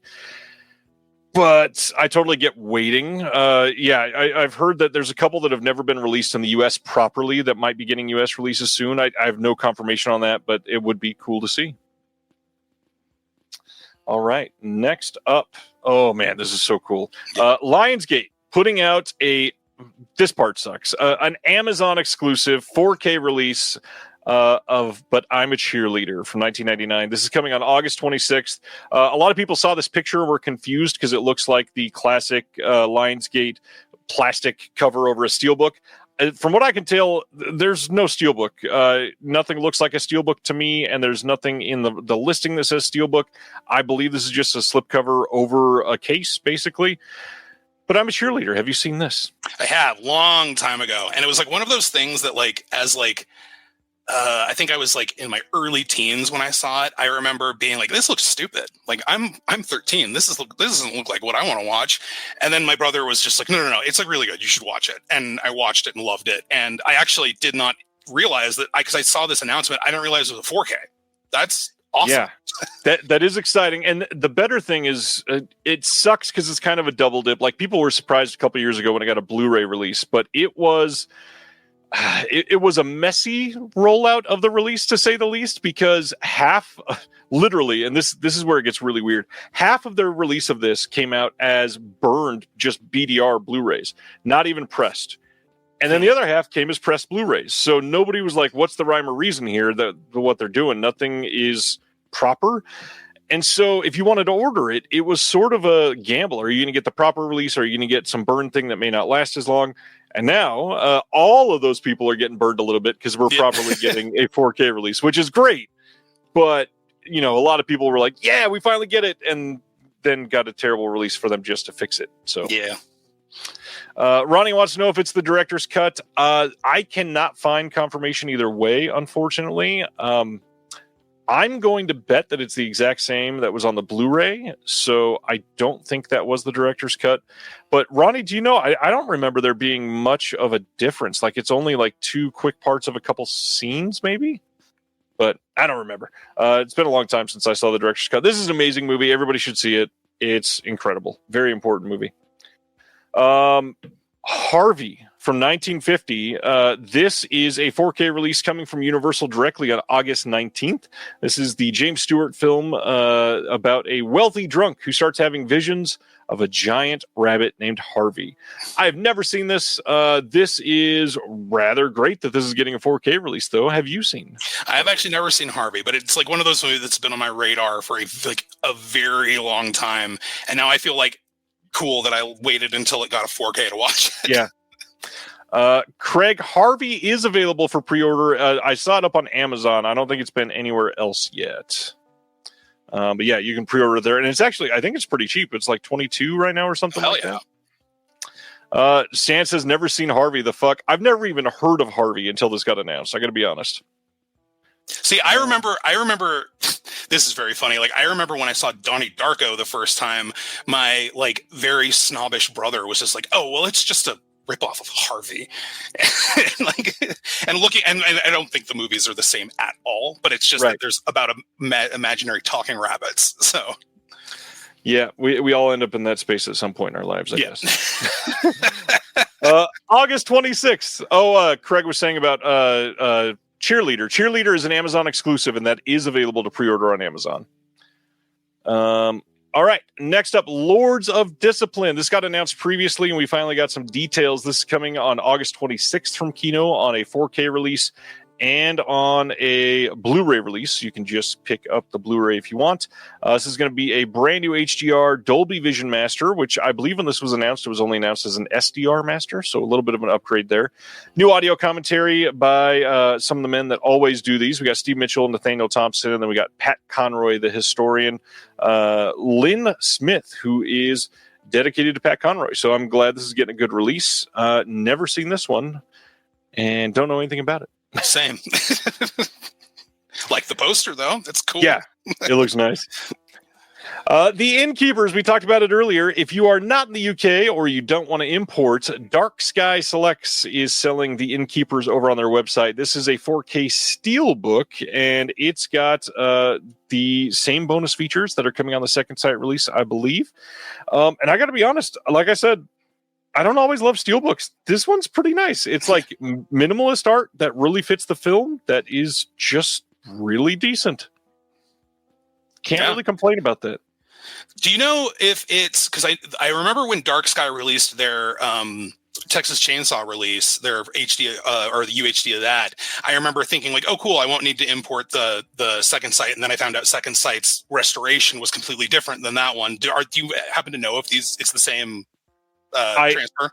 I don't know offhand, but I'm willing to bet that they're the same. I think Dark Sky has given up trying to compete at that front, and they've just said, yeah, we'll take it. Yeah. Would not surprise me at all. And a reminder, you can only get this on their website unless it sells really poorly, then they'll probably put it on Amazon. Kind of like they did with that giant Texas Chainsaw thing. Ty West, are you Ty West guy? Yeah, I mean, it's like, I think I appreciate his vision for his movies. Like, even the movies that Ty West does that don't necessarily work for me, I still, again, am just like, well, I'm super glad that someone is making those. That being said, he does make some movies that really are just like home runs with me. And like, for me, like, I love Pearl and I love House of the Devil. Like, I adore both those movies. I was actually kind of bummed that House of the Devil wasn't getting a 4K from Second Sight, but what are you going to do? Yeah.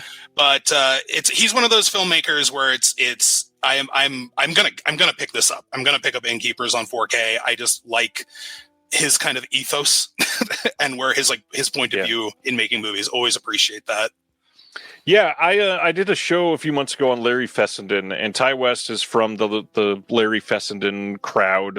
Fessenden is a producer on this and did a bunch of stuff with Ty. So I, for some reason, just all of like that group tend to hit for me. Like the way that they film, the stories they tell, something about it, it just feels right, I think. Yeah.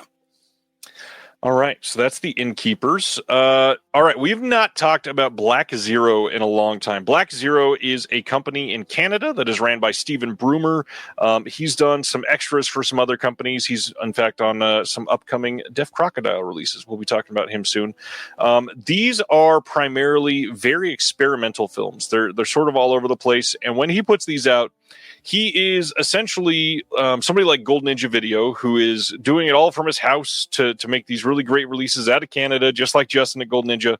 And he puts everything he possibly can. So this first release, it's 3 releases, and there's going to be a lot of details here. The films and videos of Christine Lucy Latimer, all 3 of these are available now, by the way. These defy their containers. They reveal the fragile system's underlying media, press the boundaries of image-making machines, and embrace the faults and frailties of vision. Almost all of Latimer's work is silent, but nothing is truly silent. Latimer's images recall the hums, tweets, and mechanical moans of the technology with which she made them. Her work began long after most of the formats she employs had become obsolete.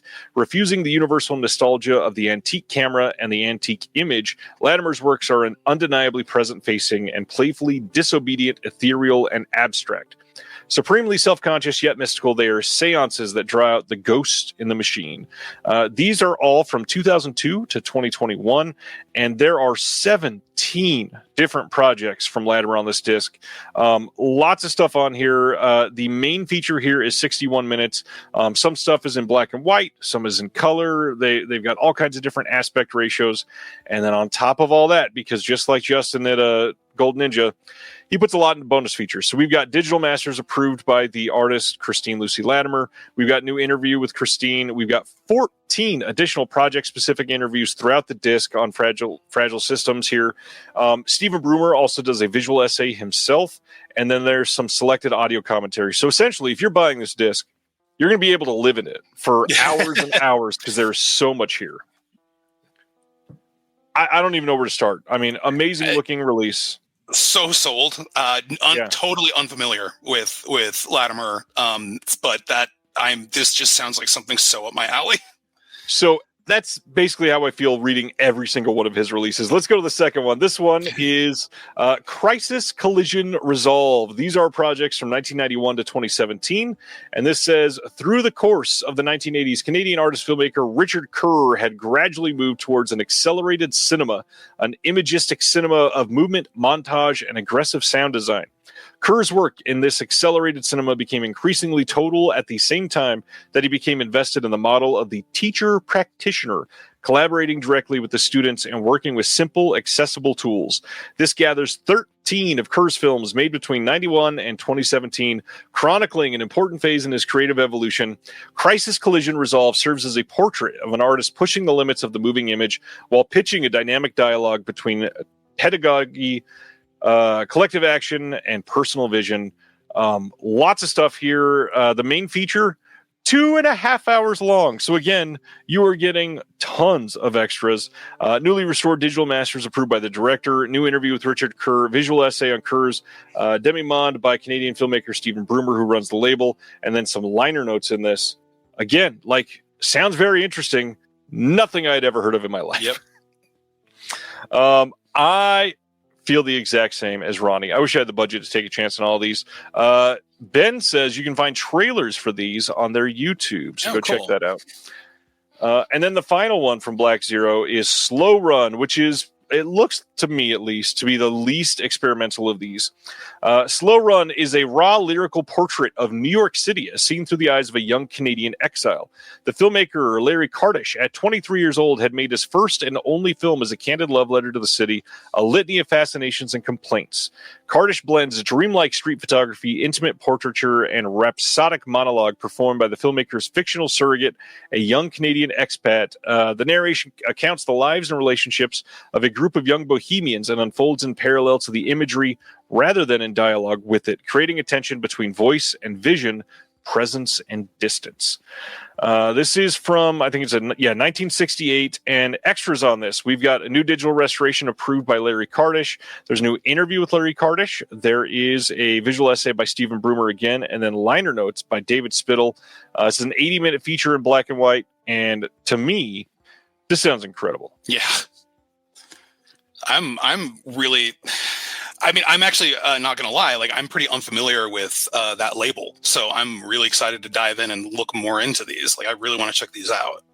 So Black Zero, for those like Andreas that had never heard of these, we are looking at a label, like I said, it's one guy literally making these in his living room. These are burn discs, high quality burn discs, so you don't have to worry about them dying in a couple weeks or anything. These are going to be delivered in cases. They're delivered usually with liner notes. They're professionally made as much as he can from his home. And pricing-wise, for what you're getting, they're kind of astonishingly cheap, considering he is putting these together himself. It's basically like boutique-level delivery on the cheapest possible way to get them in your hands. The hard part is it's Canada, so shipping is going to be a little bit of a bitch. If you're going to do it, the best way to do it is either find a friend that is super into experimental cinema, which, lucky enough for you, nobody else likes experimental cinema, so you're screwed. But if you get a couple that you're into and spread that love around, he's got a bunch of stuff that he had released previously that's still up on the site. Usually they're fairly limited, at least like the booklets and stuff. Mm-hmm. But you can buy the releases and he will get them to you nice and safe. Little hint, I'm planning on having him on the channel here. Hell yeah. Steven's going to come talk about these films and share why they are important to capture.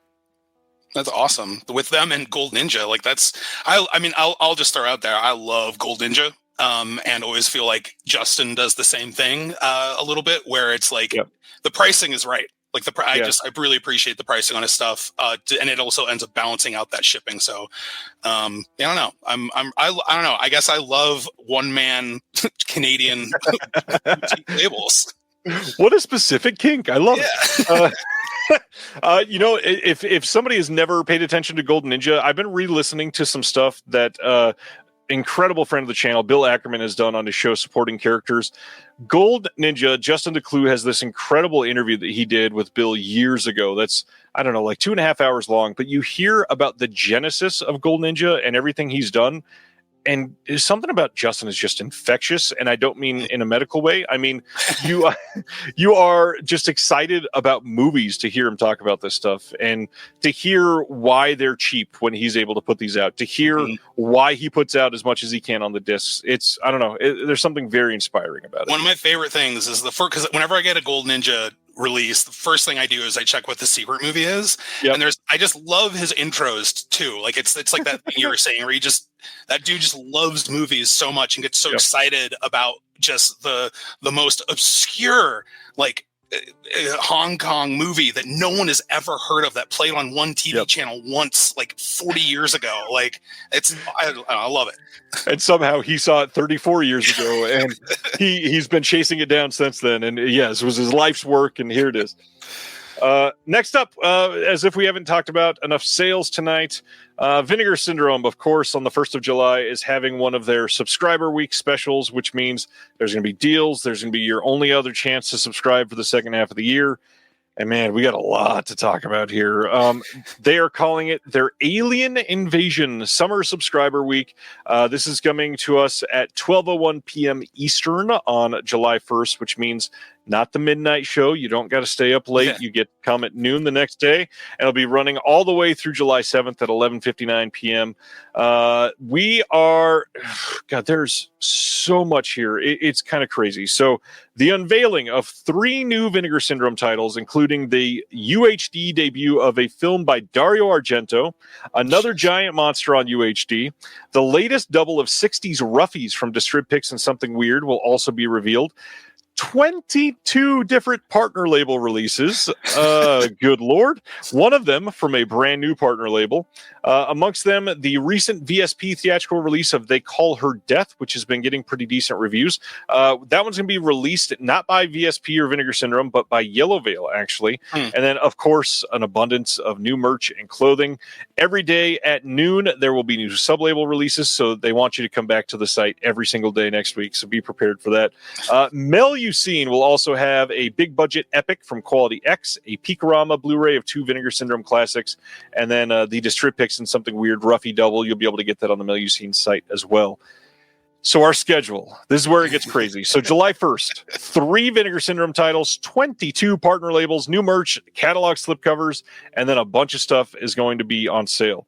The next day, new stuff is going to go on sale, and we already get another VSU. Even though we just got one in May, we're already getting another one. The following day, July 3rd, we get a new Cinematograph and then a refresh of deals. July 4th, refresh of deals and then a new VSL. July 5th will be a VSA and a bunch of new daily deals. That VSA, by the way, I believe they have said that it's a trilogy. And there is a rumor online that it's a trauma trilogy. I don't remember what the title was, but we were talking about it in the Discord today. And then July 6th is a brand new Degausser. They're going to be doing their Blu-ray release. And then, of course, the fancy LED VHS if you want it, plus new deals. And then the final day, a Cinematograph title and new daily deals. That's right, 2 Cinematograph titles next week. Jesus. A VSU, a VSA, trilogy, a VSL, 3 Vinegar Syndrome titles, 22 partner label releases, merch, deals. Holy God, that is so much for 1 week. We just finished Partners Only month. We're not even done with it yet.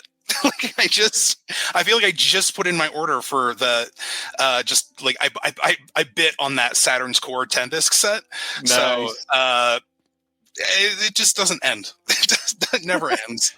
Yeah, it's gonna be rough. There's a lot here. I see some speculating on titles and people being excited about some stuff. There's a lot to cover here. So first off, Dario Argento 4K. Are you into Argento like the rest of us? Oh yeah, yeah. Any speculation what you think this might be then? I don't know. I'm trying to think about what is missing from his 4K of stuff that people would actually want to see, because I feel like you know what?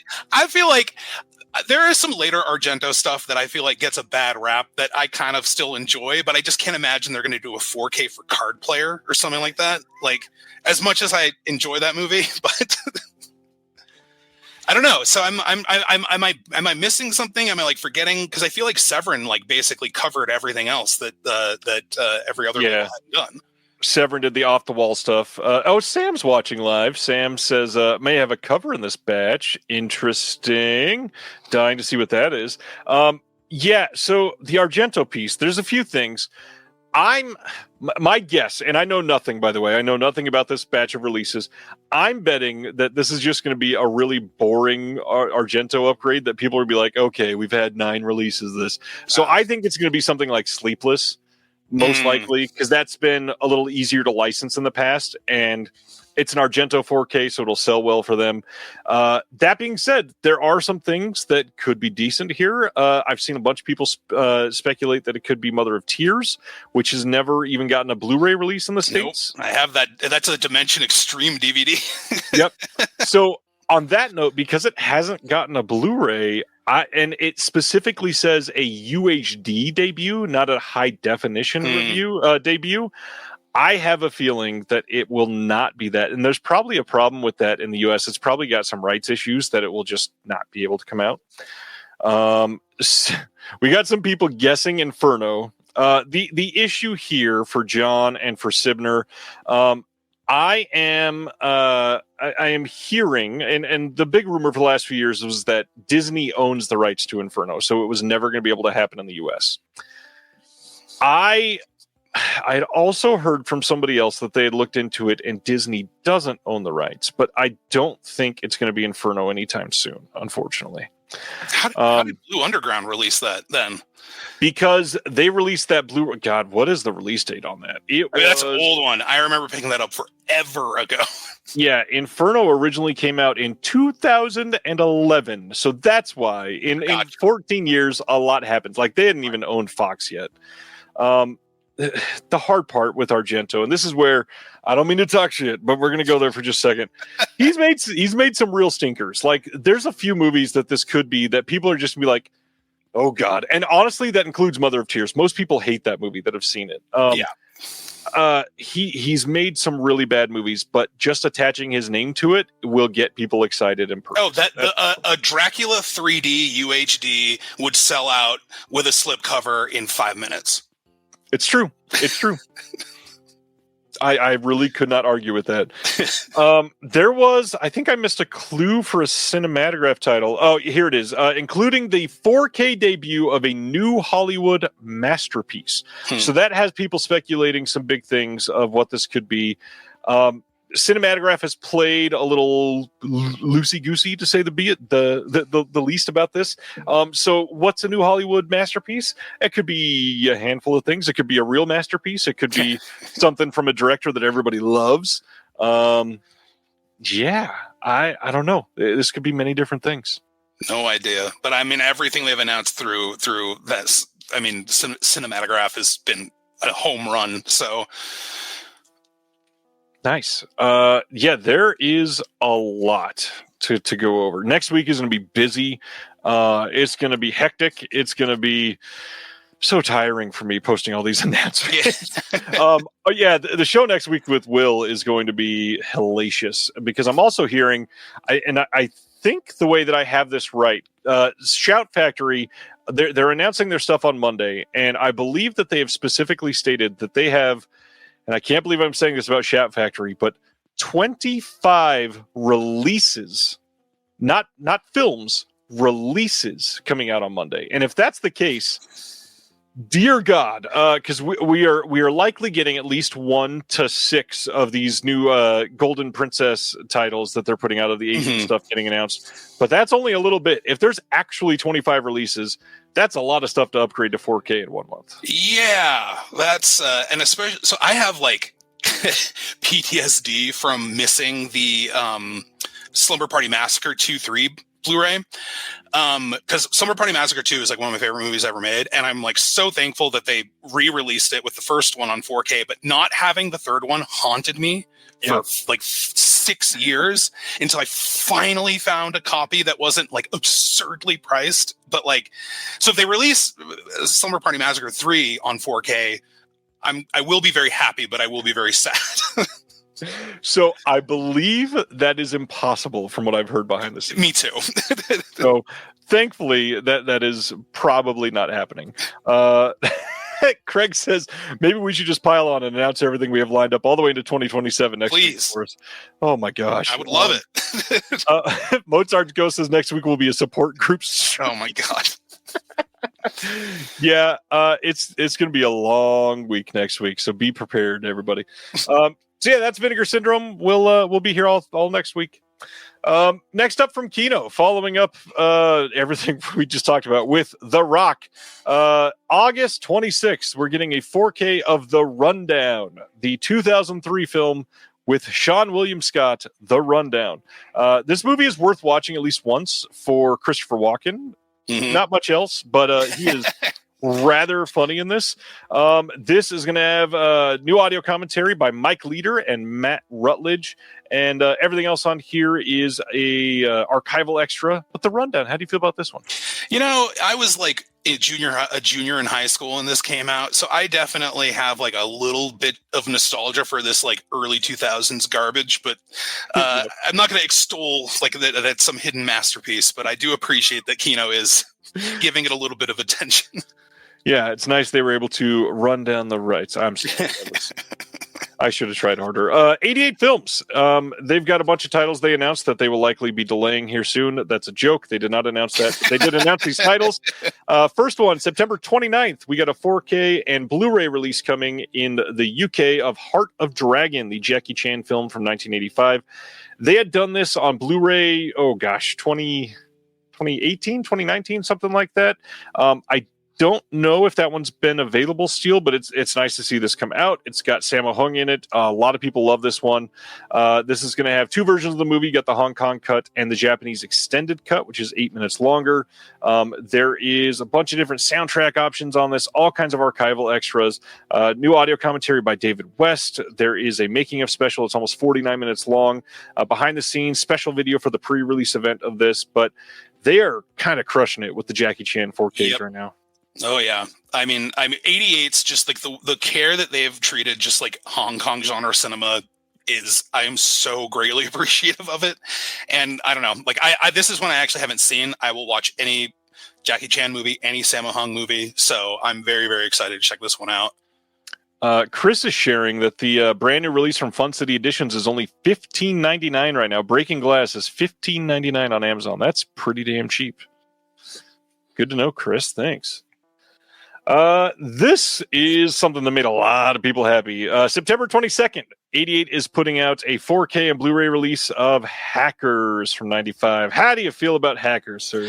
I've never seen it. This is nice. This is a huge blind spot for me. It's one that I have very much. I keep meaning to get this Shout Select 4K that they released, but I just haven't yet. But I've been wanting to. I mean, I keep hearing from everyone who's ever seen it that I would love this movie. So. Yeah, this is a classic. Most people that have seen this love it for so many different ways. Matthew Lillard is great in this and got like third billing on the cover of this, which I don't love. But I'm stoked that this is coming out from 88 Films. I don't think they've had a really great release over in the UK, so that's nice for them. This one, we've got a brand new 4K remaster. I don't think it's any different from the Shout one. I think that they're using the exact same one and calling it a brand new 4K remaster because it's brand new to the UK. Probably nothing different. But the big thing here, you got Dolby Vision on this, and you've got Dolby Atmos, which the Shout release does not have Atmos. So if you're super into great sound, this is the one to get for sure. We've got audio commentary by the director and Mark Kermode on this, and then a look back at Hackers, a brand new interview with the director and some cast members and all that stuff. I don't know that those are actually brand new. I think they're kind of playing loose with the definition of new because it's new to the UK and it happened at the same time as the Shout and they were brand new then. I don't know. There's a weird way to justify it, but good movie. A lot of people love it. It's very, very 1990s. It will feel so dated if you're watching it for the first time, but worth it for sure. I mean, he's rocking a floppy disk on the cover, so he's got to hack the planet somehow. Then next up from them is 1973's The Man Called Noon, coming on Blu-ray in the UK on September 8th. This is a let's see. It says all he knows is that he lost his memory after an accident during a shootout, but why did those men want him dead? Turns out he's a man with a past, a master gunfighter with a history of violence, and while he might have forgotten who he is, his enemies certainly haven't. This is a classic Euro-Western with an unusual pedigree, made not by Italians, but by Brits, and I believe Kino released this previously. So there may be another option out there to get this for cheaper. I think it's still available, if I remember right. There's an audio commentary on here by Lee Broughton. There's also an audio commentary. This one is brand new for sure by Troy Howarth and Eugenio Orcolani. New artwork looks great on this film, but I have certainly never seen this. How do you feel about Westerns overall? Oh, love Westerns. I grew up like in a house where my mom was obsessed with Westerns, and so that's what she was always watching growing up. And I don't know, just really that stuff's like catnip to me. I actually wrote my first Western this year. Nice. My first like actual Western. I don't know if it's ever going to get made, but I don't know. I love Westerns, so I am absolutely all in on checking this one out. Very nice. Are you leaning heavily into the Western tropes out there? Of course. I mean, it's an anthology with some fantastical elements, but I like to think that like I was paying the right amount of tribute while trying to do something a little different. Interesting. Very interesting. Reggie wants to know. Go ahead. No, go ahead. He wants to know if you're a John Wayne fan. I like his movies. I am less thrilled about the man. You don't want to be his best friend? No, not really. But I do. I mean, I like John Wayne movies. So yeah, no complaints there. But can't say I would ever really want to be the man's friend. But I do love like classic American Westerns. I love obviously spaghetti Westerns, but like there is something really just I love about like the old like 50s black and white American Westerns too. So I like them all. So that is really cool. And now they want to know, are you a James Stewart fan? Yes. Oh yeah. I mean, yes. Easiest answer possible. One more, I think, or no, two more from 88 Films. Shadow Zone, the full moon film, also coming on Blu-ray in the UK on September 8th. This is wild art for this movie, but it's going to have an audio commentary by Dave Wayne and Maddie Budritz. I believe that's the only extra coming on this. This is done by the same director of gosh, now I'm forgetting. I think he did, was it Slayer? I don't remember. But yeah, Shadow Zone. How do you feel about full moon stuff? Are you into this? I really love full moon too. Again, not that they hit every time, but like, I don't know. I have such a soft spot for like the Puppet Master franchise. Like I know they kind of at a certain point maybe are there's a little bit of a decrease in quality, but like I really like the first 5. And like, I don't know, like I just think that like when they hit and they kind of ride that line that they're like almost kind of on the level of like trauma movies where it's like this is like the right amount of trash, but it's elevated just a little bit because of like the spirit. Like I was so stoked that Bad Channels got a Blu-ray release. Like I've had that DVD for a hot minute. So yeah, I love full moon stuff. We're getting pretty low on number of titles that need a Blu-ray from Full Moon titles now. It's kind of crazy how many have like actually come out throughout the years. Yeah, like and they're really good releases too. Like their 4K they released for Puppet Master 3 is really good. It is such a crazy sentence that we can say. And it's weirdly the only one they put on UHD, but it's a great release. It's true. 88 Films, the kings of the cover art that I have to censor. September 15th on Blu-ray in the UK as part of their French collection is Her and She and Him from 1970. This is supposedly pretty damn good, like one of the better of the French films that they've released so far. This is directed by Max Pikas. He's had a couple films come out through Mondo Macabro in the US. This has Let's Calm Down and Talk About Max Pikas featurette. There is a Max Pikas's Grave featurette, some additional scenes from the US version, a trailer, alternate title sequence. But everybody is probably going to buy this for the art. That is it. I am definitely going to be picking this one up, and not just for the art. It looks like a really great movie. Yeah, no, it's one I'm not familiar with at all, but always interested in the French stuff that that 88 deems necessary to release. Yeah, there's some questionable ones.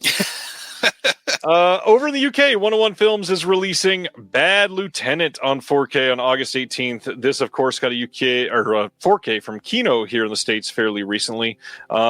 Once again, they've got listed as brand new extras an interview with Abel Ferrara. There's a location featurette on Bad Lieutenant. There's a limited booklet with a bunch of new writing, including friend of the channel, Rich Johnson, who's on this one. Then archival extras. There is a Making a Bad Lieutenant, an older audio commentary. Have you seen Bad Lieutenant? I have not, actually. I've actually not. My like blossoming appreciation for Abel Ferrara stuff happened later in life, so I feel like I'm still catching up. Like I still haven't seen the Arrow release of King of New York, but I mean, like I love Driller Killer, love Ms. 45. That's actually probably one of my favorite movies. So excited for the UHD of that coming out, but I have not checked this one out yet, but I really want to. I don't love this one. I love Harvey Keitel and other stuff so much more, but this is, for a lot of people that like this movie, they like worship this movie. It's a very stylized movie for sure. And Ferrara, it can be a little hit or miss, but man, I really want to know, when is that or Miss 45? I was going to say MS 23 is a joke, but I probably shouldn't. Or MS 13. But yeah, Miss 45. Let's get a brand new release of that in print from someone. Yes. Oh my God. Because have they officially announced that yet, or is that just a rumor? I guess it's been like a very public rumor that Arrow might have it. Yeah. Right. I could not be more excited if that's a reality. Yeah, I would love to see Arrow do that. Okay, so we mentioned sales earlier. Kino Lorber has launched their spring into summer sale. There are more than 700 titles on sale. You get free shipping at $60 and over. This sale ends on July 21st. That's a long ways away. So you got a little over 3 weeks. This is one of the bigger Kino Lorber sales. So this is like every 2.5 months ish, every 3 months, they'll do a sale like this. It's not their, hey, it's Friday and 6 things are discounted by 8%. Now, these are like the $8 titles to $18 4Ks. Kino, are you somebody that goes and trawls through these sales when they come up? I've already done it. I already have my cart logged up and everything. There's a bunch of, because that's the thing I love, and I think I realized it today. Like it generally across the board feels like a lot of stuff's getting more expensive, or the sales aren't getting as good. I love that Kino is still, like, I swear to God, like some of the 4Ks in there were like $16.99. Like I was like, oh, they're getting cheaper. Yeah. I always feel like I load my basket up with like way too much stuff and then have to make some very difficult cuts, get it down to a sane number. But I've already got my cart loaded up for this cycle. Every time this sale goes live, I go and add, it's a really stupid number. We're talking like 60 titles to my cart. And I'm like, yeah, these would all be great. And then the first thing I got to do is go, okay, how many of these do I already have? And it ends up being a really embarrassingly high number. And after that, I'm like, oh, there's only 24 left. That's not too bad. Right. And then I look at that and I go, do I really need a 4K upgrade to this one?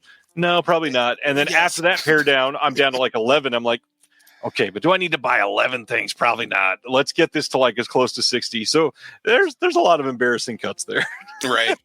Yeah, I don't have. Yeah, I'm, and that's the thing. Like Kino's, the breadth of the stuff they put out. Like I remember like during their last sale, it was like I picked up the H&R Puff and Stuff movie and Boy Moi, like just in the same order, and like seeing those come in the same package from the same label. I was like, I really love this. I love that they're putting these out. Yeah, it's pretty rad. Next up is another sale. Speaking of Full Moon, their 4th of July sale is live.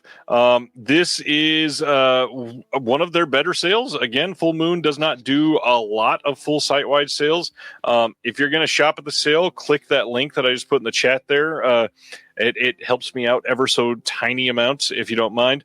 There's stuff on sale that's not been on sale yet. Like the big thing for me is the Subspecies coffin set is on sale, and it's under $100, and that thing is usually pretty expensive.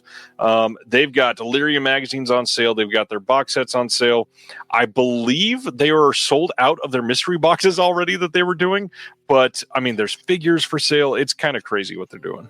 Yeah, no, that's another one where I've again already loaded up my cart, and I have some very difficult decisions to make. Nice.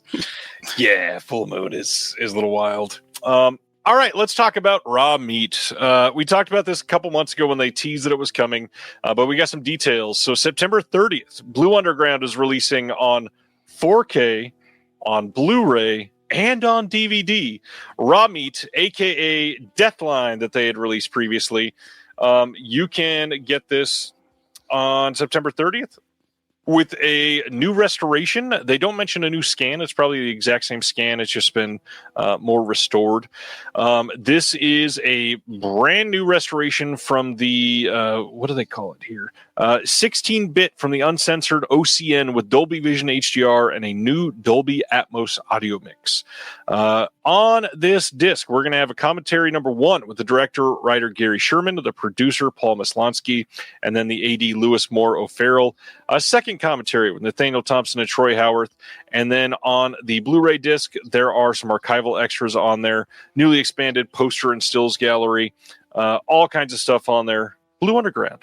Are you into their stuff? Love them. I wish they released more stuff. They're actually, like, when I first started getting into actually collecting more, extensively, like, they were definitely one of the labels that, like, early on I really got into. And they just put out a bunch of really awesome releases, and I think, like, I really appreciate their commitment to, like, kind of going back to all their titles basically and doing 4K upgrades. Again, I wish they released more stuff. Like, I'm always like, oh shit, Blue Underground, I like forgot about them for a second. But I'm always like super stoked when they do. Like, I'm definitely picking this one up. Nice. I forgot about this. Via Vision over in Australia on October 1st is releasing, I'm not kidding here, which for many people it would sound like a joke, but this is fully real. A DVD collection of seasons 1 through 23 of Air Crash Investigation. Yes, 23 seasons of this show. This says, taking viewers behind the scenes with gripping reenactments, eyewitness accounts, and interviews with investigators. The series uncovers the truth behind the most legendary aviation disasters. This is going to be on 63 discs. Jesus Christ. Housed in custom-made black box replica packaging. This is like 19 different adjectives. This is very, very silly. This is also really nerdy. This is also super cool. Like, a show like this, I would never expect to get a physical media release like that. And to get a like full-blown collector's edition in a giant black box is super ballsy, and I love it. Yeah, this is great. Is there a price on there? Like, I have to imagine this is insanely expensive. Okay, so a reminder, this is coming from Via Vision, who is the owner of Imprint Films. So normally you would expect this to be a huge number coming from Imprint. What is your guess on this in US dollars? My gut is saying in the realm of like $250. Okay, so that's very low. Remember that the Never-Ending Story is $105 ship. My bad. This thing is $182. Wow. 63 discs is like, that's the kind of price that like makes me want to buy a show about airplane crashes that I've never heard of before. Right. So this is $80 more than just the Never-Ending Story Steelbook. That's great. Yes, it is only DVD, but it is 63 DVDs in a black box. Now, there is one thing that bugs me about this. It's 2025, and there's not subtitles on this at all. That rubs me the wrong way. Danny says he just wants the black box. Well, the black box itself is $400, so good luck. Yeah, I don't know what else to say about this. Friend out of the show, Alex, says he kind of wants it. Yeah, I kind of want it too, but also I'm never watching 23 seasons of Air Crash Investigations. I know, but like, I want to have the option to. This thing weighs 3 kilograms. It's like my favorite release of the year. Yeah, a 7-pound black box just hanging in your movie room. What's that? 63 subtitleless discs in 2-generation-old format. No big deal. Okay, so there is a fundraiser going on from Pulse for a book on the adventures of Bud Spencer and Terrence Hill. That this is really dang neat. It's also going to come with an exclusive documentary. You can go check this out on Kickstarter now. There's all kinds of stuff you can pick up in the rewards. Pulse does this a couple times a year with some really great options for their Kickstarter stuff, and it's always just super neat what they're diving into and giving choices for.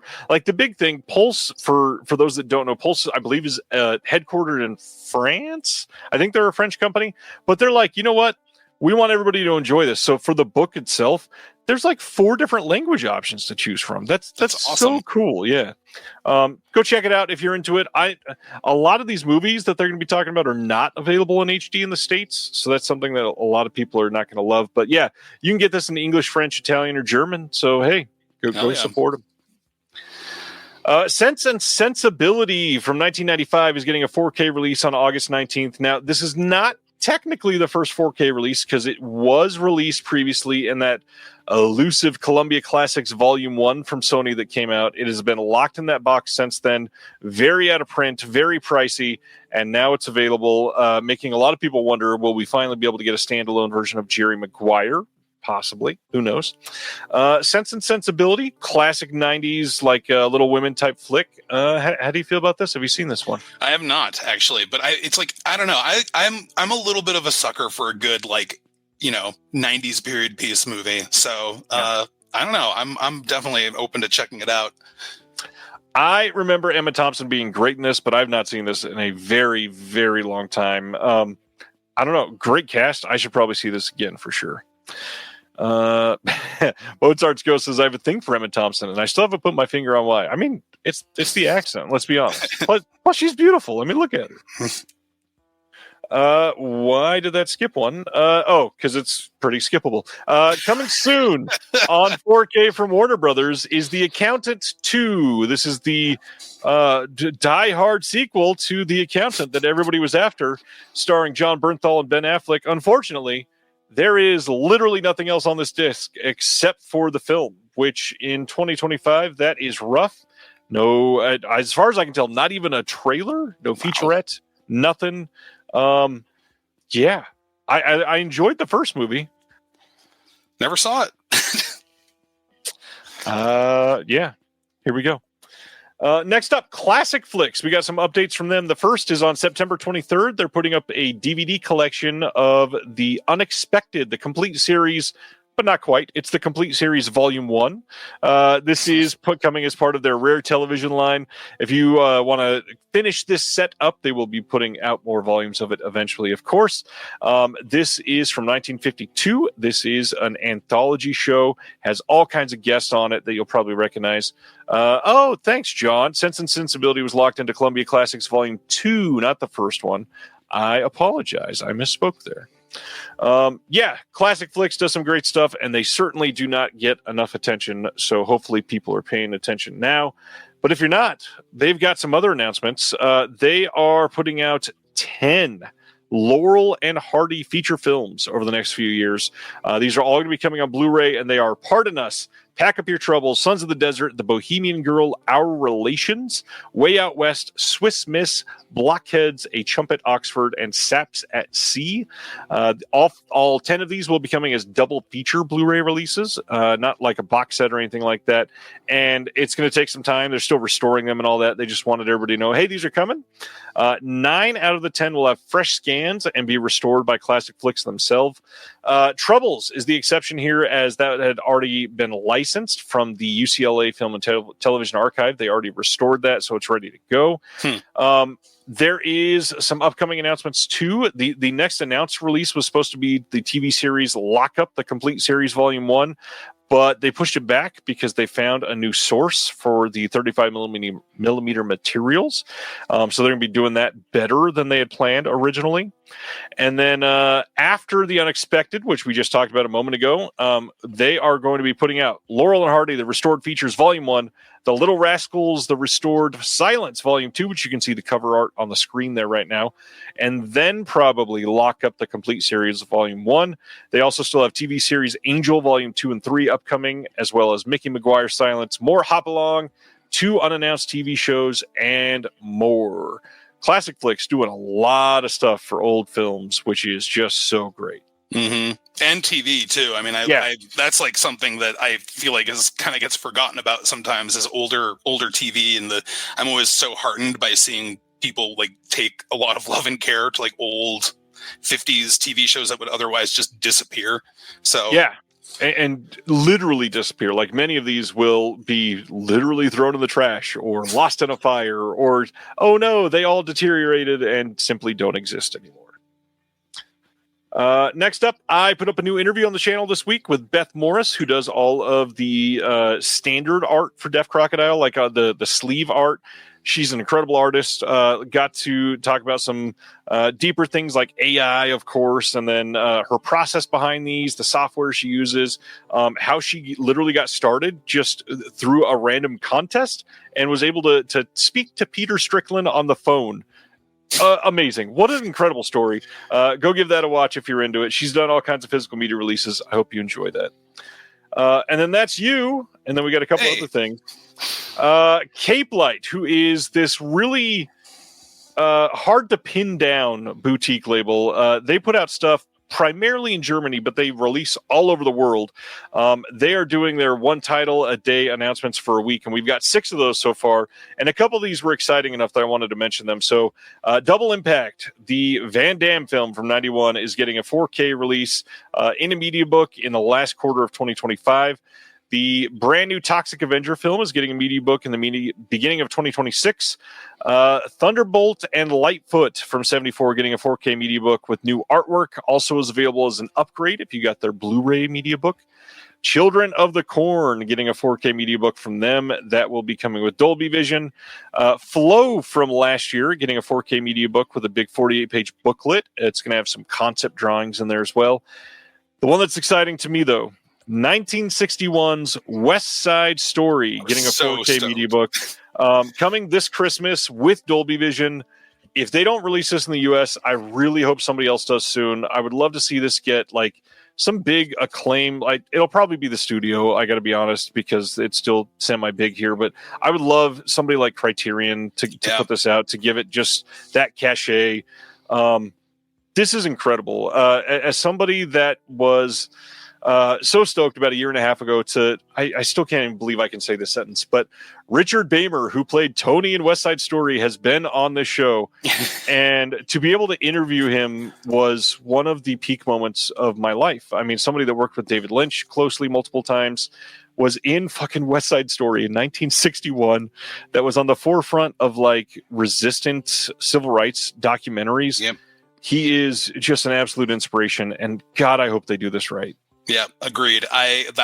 This was when I saw this announcement on your page, on your feed, I was so goddamn excited. Like it deserves the best release. Yeah, I don't know. There's something about this where it gets overlooked for sure, and it doesn't need to be. Craig is asking, is there a Thunderbolt and Lightfoot 4K in the US? Yes, from your favorite company, Kino Lorber. They did that in 2023. You can check that out now. Then I think this is our last announcement for the week. September 23rd, we're getting the next release from Welgo, which we've not had something from them. Usually they're putting stuff out like at least every other week, but it's been a bit, it seems like. They're putting out Ghost Killer from 2024 in a 4K release and a Blu-ray release in the US. This will have Dolby Atmos on it, and it will have a making of featurette and original trailer. And again, for those of you unfamiliar with Welgo, they just put out a bunch of really great, really fun Asian films constantly, and nobody else would release most of these. So kudos to Welgo to keeping that going.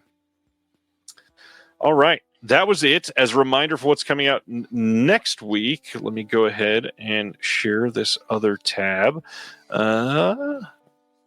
Here it is. Brazil 4K from Criterion. When Evil Lurks 4K coming from RLJE, but reminder that's also coming from Second Sight eventually. Shout Factory with Bring Me the Head of Alfredo Garcia 4K. Monkey Shines 4K. Mishima Life in 4 Chapters 4K from Criterion. The Freaky Tales 4K VHS Retro from Lionsgate Limited already shipping. I've got it 8 inches away from me here. Swimming to Cambodia getting its retail release from Cinematograph. House of the Devil Steelbook from Dark Sky Films, I believe, on that one. I may be wrong. I don't remember everything. Leaving Las Vegas. Life Stinks. The Charge of the Light Brigade. Great Balls of Fire. Rush. Malice. A Midsummer Night's Dream. And Roller Boogie. All coming from the best. Oh, is it the wrong week? Oh, that's June. Hello. I'm sorry. Let's go to July. Thanks, Chris. I hate the pop-up ads on Blu-ray.com.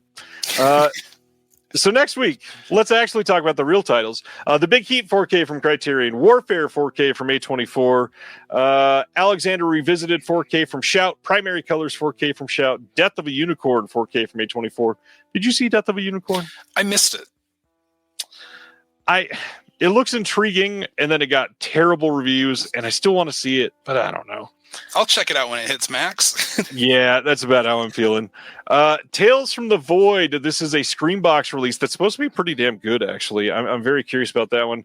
God, this Widow release definitely showing up on the screen a little too big. Lost Country from Altered Innocence coming out next week. Not a ton next week, but again, a reminder, just going to go through here real quick, not read them out loud, but July is a very heavy month for releases.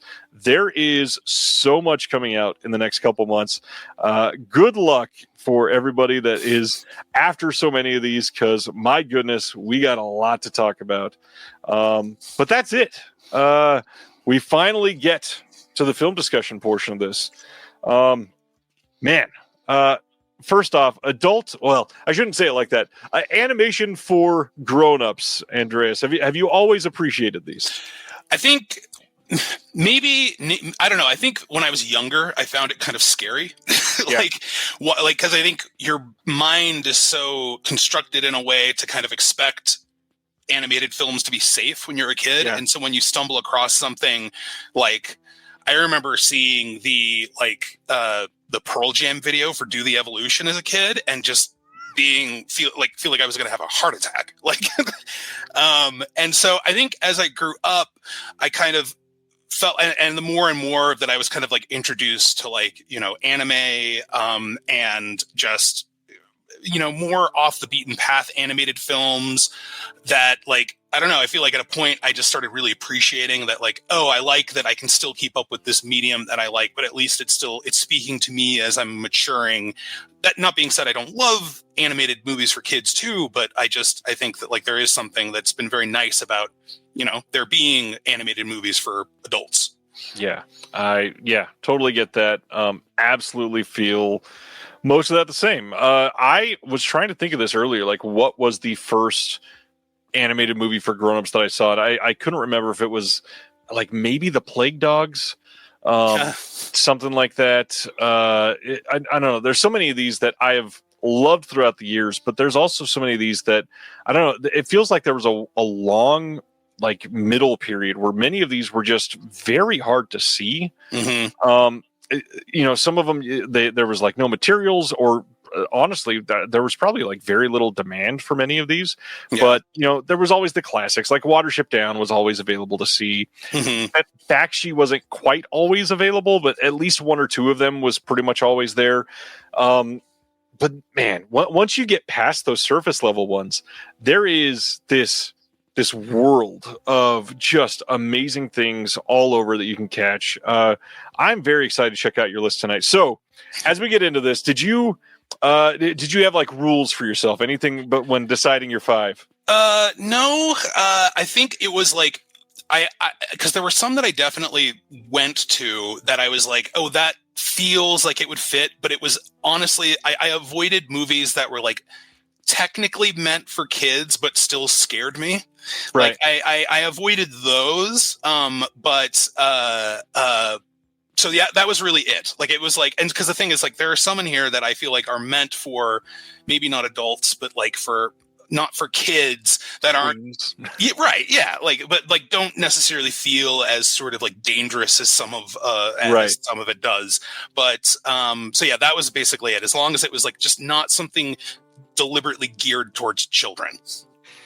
I was trying to put down at first 5 favorites, which I love all 5 of these, and these are probably pretty high still. But the big surprise for me is that while whittling down the list, this is a very like mainstream list for me. Mine too. I really expected it to not be, because this world is so like obscure when you get to some of the greatest stuff. And I bet, like we were talking about this Deaf Crocodile release of Tragedy Man. Watching through this again, it will probably start to creep up into this list because it's incredible, and it's certainly not made for kids. But there's really not many of these that I didn't grow up with, watch a whole lot. There's really only one on here that is two, and it happens to be the top 2 for me, that are fairly like new-ish, like last 5 years sort of discoveries. And one of these maybe you could say was made for kids, but even then it's so different than the other stuff at that time. I don't know that it was. So let's get started. We're gonna talk about all kinds of details. We're gonna talk about other titles that are related to these. I'm sure you got some honorable mentions to bring up. Let's hear your number 5. So my first one is a little bit of a soft landing. It's easing into it because it's not too crazy, but it's just one of my favorite movies. So and it might be kind of a strange one, but it's Interstellar 5555, the visual Daft Punk album, for their album Discovery. And it is, so I'm sure that like anyone who grew up in the early 2000s when that album came out remembers the famous like anime throwback music videos they did for the tracks on that album, but they actually made those into a feature-length movie that's basically just the tracks from the album, and it tells this visual story, and it's just, in my book, one of the most just like poetic animated movies I've ever seen. Like there's no dialogue outside of the music. Like the only words in it are is the music being spoken, but it is just such a lovely story and like very engrossing about an alien band that gets kidnapped and shuttled off to Earth and then forced to make, music that they don't want to make. Like there's just, again, and I struggle because it's not like geared towards, it's not like a hardcore, like anything. Like I could show this to, a 10-year-old and it would be fine. But like, it's still to me is something that was just, I cherish it so much. And I actually revisited it like a month ago, and I hadn't seen it in since the, when it originally came out. And I was like moved by it. And like, it just, I don't know. I think it's just such a beautiful piece of art. And the fact that like, I feel like so much stuff, especially in that late 90s, early 2000s, that was American stuff, or I guess not American, it was French, but like Western stuff that was trying to recreate anime style fell a little flat. And I just love that they went to Japan and found all these like, manga masters to work on the art, all these, it was directed. I can't remember what else the director had done, but it was a Japanese director who actually directed the movie, and it looks and feels like a 70s animated, like Japanese animated movie. And I will always just love that movie. This is a deep cut. This is a really great choice. I believe I watched this, like right around, because what year did this come out? This 2003. Okay. So yeah, it was somewhere around there. This was perfect point for me because I was 16 when it was released and discovering music in a way that was transcendent at the time. And I watched this once and I've not watched it since then. And I still vividly remember at least a few of the scenes that were in this. I should absolutely see this again. It's and the thing is, it's not the easiest to find too. No. There's no Blu-ray release in the States. The DVD, I believe, is long out of print. I know there was a big 4K restoration that they played in theaters recently, but I know there was some controversy in terms of like the elements that they were able to get for it to actually restore. So it's not, I don't know, but I also feel like the lo-fi ness of it kind of adds to the 70s anime charm. Yeah. So I'm sure it exists somewhere on YouTube or something, or you can find a used copy somewhere, but I adore this movie. I don't know. Throughout the years, there have been a lot of bands that have tried to do the whole visual album thing, and quite often for me, they don't work all that well. A couple of them have been watchable and interesting or compelling at least, but I don't know, very few things have like stuck with me like a couple scenes from this did. But I mean, it's been ages since I've seen this, and now, you know, thinking about it, I think the only band that has done something that maybe made me feel like this, and this is a weird pull because it's not animated and it's not even a visual album, but I love the band 21 Pilots, and throughout their history, all of their music videos have told a continuous story. Oh, cool. And I didn't know that. When you go deep into the lore, from like, we're going on like 14 years of albums or something like that, they all have connected, so much so that like one part of a music video will end and then they'll go record an album and show up 18 months later. Hell yeah. And the next music video will basically pick up where that was. And now they're in like this weird sci-fi world telling the story that was a very different thing a handful of years ago. And it's really interesting when you dive into the lore. But yeah, when you get a full package like this from a band that at the time, massive, I mean, growing into what they were going to be, you know, just another 10 years after this and taking the world by storm. Yep. Absolutely crazy. Oh yeah, absolutely. Great example there, Colton. Coheed and Cambria. Everything is related. I mean, it's all comic books. So yeah. Great stuff. Incredible band. Love Coheed. Dude, great choice. Really nice, really nice pull for the first one. Oh, look at that. Ben found the DVD at the library. Hell yeah. He's going to go watch it. That's incredible. Yeah. All right. So my first one I'm going to talk about, my number 5 here. Again, like a very obvious pick, not necessarily a softball, because this is a pretty, it's leaning into that R rating, is heavy metal. Yeah. This had to be on my list. This was like one of the first things I went, oh, animation for adults? Yeah, heavy metal. So this, again, they knew they had an R, so it leans into the blood, the nudity, the let's offend people, but it is evocative. It is a really great set of just like timeless pieces of animation that you will probably never forget. And it is, especially if you watch it at just the right point in your life, this will be your personality for at least a handful of weeks. See, I think I saw it way too young, because this was one of those movies that when I saw it, I was like, this is scary. I felt like I was definitely watching something I shouldn't have been watching. Yeah. I think that's the only way to watch heavy metal, actually, is to watch it at like 11 because your brother's friend showed you or something. Yeah, heavy metal is great. If you haven't seen it, there's a really, really great 4K out there. Go check it out. It's a wonderful piece of animation. All right. And so I'll go to my next one. It's actually already been brought up. You already mentioned it. And so I feel like from here on out, I feel like mine are kind of pretty obvious, but so it's interesting because I'm not going with Watership Down, because in my mind, Watership Down is something like, in a weird British fucked up way, I feel like Watership Down was meant for kids. Yeah, I remember seeing Watership Down. They showed it to me in school, like when I was in middle school. And so to me, that always felt like it was, I mean, it's way too fucked up for kids, but I still feel like it was meant for kids. So I went with Plague Dogs. No way.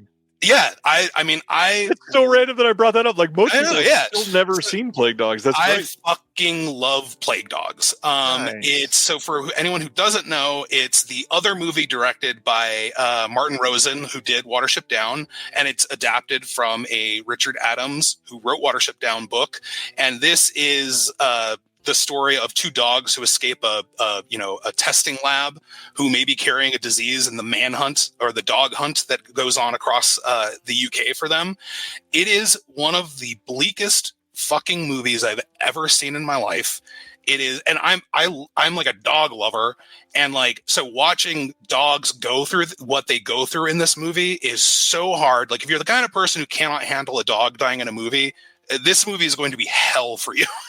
But that being said, it's still so like just beautifully told, so maturely told, just unflinching about like the suffering that animals go through, but like the dignity that animals have in their suffering, and just one of the most enigmatic and just earth-shattering endings to a film I've ever seen in my life. Like I remember watching that movie the first time and it ending, and just it ending the way it ends, and just feeling like the ground had opened up beneath me. Just, I was so, well, I mean, like, I guess in a way I didn't know how to feel because of what the ending is, but like, it still, it shook me so badly that I still carry that like with me when I think about that movie. And so yeah, Plague Dogs is great. There's a really great, Shout put out the Blu-ray for that. I was so happy because like before that, I was rocking this bootleg I bought when I was in college of it, just because it was harder to come by.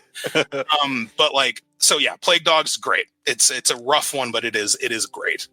Funny enough, I was trying not to mention too many titles because I don't normally like giving away what somebody might answer. And I was like, oh yeah, he's definitely not going to bring up Plague Dogs, but nobody ever has the reverence for Plague Dogs that I do. I love that movie. And this, I don't know, there's something about this animation style that the emotional aspects of these two films really hit you because the animation style feels so safe. And so you're like, oh, it's a cuddly dog. Yep. Well, let's cuddle the pillow as you cry later. Yeah. It is such a compelling story, and again, as somebody that loves animals, and like I get pissed off watching somebody mistreat an animal, this movie is probably where a lot of that came from. Just understanding the life that is before me was super important, and this is a masterpiece that happened to not make my list. Because I had to have this next one on, which is going to sound ridiculous after praising that one so much. This is the one that this is probably the closest to being made for kids, but at the time, this is a little like higher brow than we expected to see in the animated series. And so I had to go with what I think is the best Batman movie of all time, Batman Mask of the Phantasm. I mean, it shows blood. It's a pretty like dangerous story. There's stuff that happens in this movie that is still compelling. Funny enough, didn't know that we were going to be talking about adult animation until earlier this week. I watched this last week, just happened to be lucky. Showed my kids for the first time. This movie still holds up as quite possibly the best Batman story ever told in a film. I still can't believe that the people making the animated series were told, we're going to be taking this theatrical, we're going to do this the right way. By the way, you only have like 10 months to get this done. Insane. And all they did was perfection. Somehow they took what they were doing on such a small scale and said, let's do it the right way, and busted ass to pull it out. This movie is astonishing. Mark Hamill gives one of his greatest performances. Some really, really interesting, just random things that they do in the story. Like Stacy Keach plays a really great voice role in this. Kevin Conroy is Batman. He always will be. This is the Batman masterpiece. Funny enough, the other Batman animated movie, I will say, there's many, but the other like very mainstream popular one, the Lego Batman movie, also very great. But Batman Mask of the Phantasm is probably the best Batman movie literally ever made. Yeah, I mean, that's hard to argue. The fact that they were able to take like what was so special about the animated series and translate that into a feature film is unbelievable. Like that's a good one. That's a really good one, and it counts. It counts. Thank goodness. I mean, the big thing is like there's shooting happening and there's actual blood, which in the animated series up to this point, I don't think they had shown any blood in the series. So yeah, this took it up a couple notches. Yeah. All right. So my number 3, I don't know. So it is it's Urusei Yatsura, the movie 2, Beautiful Dreamer. And I don't know if anyone is familiar with the series Urusei Yatsura. It was an anime in I believe the late 70s or early 80s, and And it was created by it was based on a manga by Rumiko Takahashi, who did like Ranma One Half, Mizana Kuku, just one of the all-time great comic book writers. But so the premise of the show is very lighthearted, very hijinky. It's about a guy who accidentally proposes to the daughter of an invading alien warlord, and the daughter falls in love with him. And it's just very silly and fun. Lum is the alien woman that I think some people may be more familiar with. But anyway, so they made the series, and it's very fun. And then they did one movie that was a very good expansion of the series. And then they made this second fucking movie called Beautiful Dreamer that is one of the most haunting films I've ever seen in my life. It is, I mean, so it's directed by Mamoru Oshii, who did Ghost in the Shell. And it is, it's like that thing that people say where it's like they didn't need to go that hard. Because they're adapting a very lighthearted anime, but then for the second film, it is just this beautiful examination of dreaming and the fear of the world slowly ending, and the sort of just anxieties that it taps into and plays around with like liminal spaces in a way that like was 40 years ahead of the game. And like, it's funny because I know that a lot of people compare Satoshi Kon's Paprika, which I fucking love, to like Inception and stuff like that. Like, I think Inception also owes a lot to Beautiful Dreamer, because it is just this out of nowhere movie that is just one of the like, there is shit in this movie that's not like jump out of your seat like scary, but it haunts me. Like years down the line, it haunts me. Like the concepts that it plays with in terms of dreams and loss and love. And again, it is based on a hijinky, silly Japanese series that they just went super hard for the second movie. And there's actually a really great Blu-ray of this out from Discotheque. So I saw this movie out of context, never having seen the series, and I loved it. And I've subsequently seen the series, and I love the series, but the movie itself is a masterpiece. I know nothing about this, but that sounds incredible. Yeah, wow.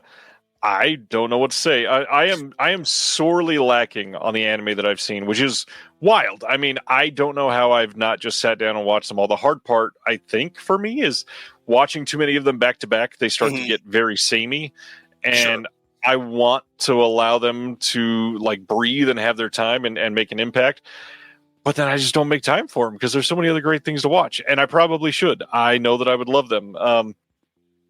It's hard because I mean, like Urusei Yatsura in specifically is like, it's like 400 episodes or something like that. Like it's just it's so daunting, like to get into it, and like, and they're great, but it's a commitment, and so yeah, I get it. My wife and I are watching Veep right now, which is 8 seasons, I think. Mm-hmm. We've been watching that for, I don't know, like 9 months. It's very difficult, and 400 episodes makes me want to put a bullet in my mouth. Number 3, I wanted to choose a stop motion title here, and I have always loved stop motion stuff. It is a magical medium that I first fell in love with. Some of the random ass like Harryhausen scenes of the skeletons is probably the first thing I ever saw, and I mean that led to moments like music venues used to play the skeleton scenes before bands played, and I was like, I saw this when I was a kid. But I was trying to think of what is the best thing to share here, and just going back to the moment that I saw this movie, I really remembered last week how I leaned into just absolutely shitting on somebody that is doing stuff like this, and I wanted to talk about Wes Anderson's Fantastic Mr. Fox. So he's not a bad director. I love some of his stuff. So I'm going to highlight Fantastic Mr. Fox here because this movie, God, this movie is special. I watched this movie, I don't know, 30 times in a span of like four months probably. Wow. Because like scenes in this movie sparkle in a weird way. It is beautifully done. The voice work in this is incredible. The humor is spot on. Wes Anderson had not tripped and fallen into the vat of his own style yet, and so it's well done in a way where he's not directing from in his own ass, and I love that. And the films that he made before this, I mostly love too, but this thing, I was so not ready for him to have a masterpiece of a stop motion film. And again, just something about this movie and the main fox is incredible. I think that this is probably the last of his that I was blown away by. I don't know. The fact that he's made so many friends that every cast is just stupidly stacked really helps in this one specifically, because it's just memorable voices told through characters that you can envision other things while you watch this glorious representation of them on the screen, and it just turns into magic somehow. Love the story in this movie. I don't know. Making stop motion is already difficult. Yeah. Pulling this off should not literally be possible. Right. And then, and just the commitment to doing that movie the way that he did it, the fact that, like, again, it just feels so like a movie like that needs to feel tactile. Like, it's a thing we were talking about early on, where it's like one of the things that is so great about, like, when you're animating physical objects, whether it's paper or puppets, like, just that movie, you feel like you could just, like, reach out and touch that movie. Like, it just, it's so, that's a great one. And, like, a weirdly, like, at times, like, sad movie. Like, it's very silly and fun, but, like, very, like, very profound moments, like, like, totally unexpectedly. So I love that one. Honestly, that I haven't voiced it like that, but that might be what I'm missing in the newest Wes Anderson stuff. Is I feel like it's just, let's get the light and breezy jokes out and everything's so happy-go-lucky. But, like, the Phoenician Scheme didn't have anything that made me feel like the Fantastic Mr. Fox did. Right. Yeah. And it's one of the, and I'll say that, like, Wes Anderson was one of those directors who I grew up along with his stuff. Like, when I was discovering how much I loved film was right around the time Rushmore came out. And so, like, I'm very attached to those movies, and he has done some movies that I have really liked, but I do feel like there are some movies, like, I haven't seen The Phoenician Scheme. And, like, if I had known, if I'd gone back in time, told, 18-year-old Andreas, like, hey, there's a Wes Anderson movie coming out and you're not going to be that interested in seeing it, I would think I was crazy. And, like, the Vinny, I'll still give the movie a shot, absolutely. But it's just, there's something about it that I'm just like, I don't need to make the trouble, I guess. Right. It's absolutely worth watching. Some of the performances are incredible, truly incredible. But it's just not a movie that I'm going to go home and go, oh my God, that was the best Wes Anderson. Yeah, not like that. Right. All right. So we'll go into my last two with my second one here. So I will warn you, both of these are the most basic. These are just the most basic. You type in a Google search of give me 5 adult animated movies, these are going to be on that list. Cool. Anyway, so I am going to go with Akira. I mean, Akira is Akira, and it's just one of the most confidently told stories I've, like, ever seen in a movie. It is so dense with, like, the world it created, there is not a second wasted of trying to kind of explain the world to, but all you need to know, in the opening of the movie, a nuke went off in Tokyo and now we're here 30 years later. Like, that's it. That's all you get.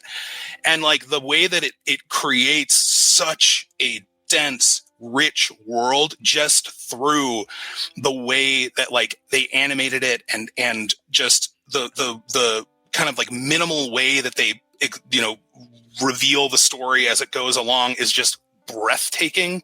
I think it is just, I mean, like, you can go, there's a really great video on YouTube where a guy basically went through the big motorcycle chase frame by frame, and every single frame of it is just like a painting. It is just, there is something interesting happening in every 24th of a second in that movie.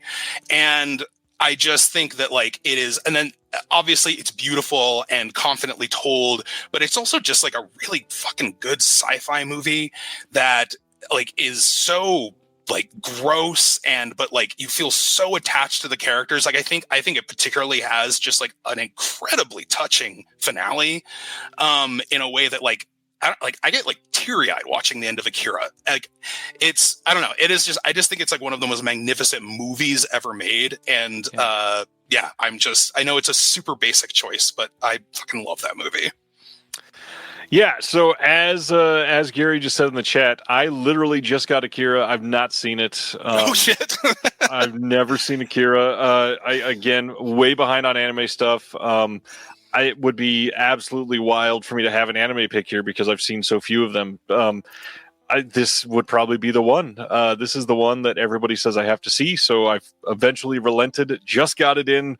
What was that? 2 weeks ago, 3 weeks ago, and I need to make time for it. I'm super excited, and at least it's a movie. There's no show. There's just the one movie. But I am super excited to see what you think about it because it is a fucking special movie. Yeah, that's what I've heard. And pretty much everybody that's seen it has worshipped it, and any movie that's like that is one I have to see for sure. I just said that it would be wild to have an anime, which is why I was teeing up for this amazing heel turn. My number 2 is Perfect Blue. This movie. What do you say about Perfect Blue? I adore. If you saw my list of like the top 10 21st century stuff that was going around this week for the New York Times stuff, many, like 4 of my movies are like these crime serial killer type films that are absolutely incredible, that are these almost procedural, just shocking type films. And Perfect Blue was that in the best ways for me.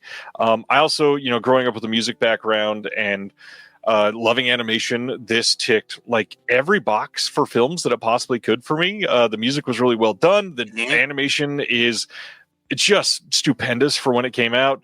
The voice acting in this, people don't ever talk about that for Perfect Blue. It is so good in this movie. Not to mention, this movie is just telling a gnarly ass story. Like, if you just wrote this down, this would be a compelling freaking book. And they do it in a way where you're just like glued to the screen the entire time, wondering what the hell they're going to do next, because it's so just batshit in what they're telling in this random like K-pop animated type movie, basically. And you're like, okay, I mean, I'm here for the ride, but Jesus, this is rough. Love this movie. And what's great is there's so many movies over the last handful of years. Even one of my favorites from, I think it was last year or the year before, Red Rooms. I think probably got a lot of inspiration from this film. Absolutely love Perfect Blue. It's literally one of the only animated or anime films that I've seen, and it made that much of an impact that I'm just like, okay, maybe I'm done. And so I've hardly seen anything else. Satoshi Kon is a fucking master. Like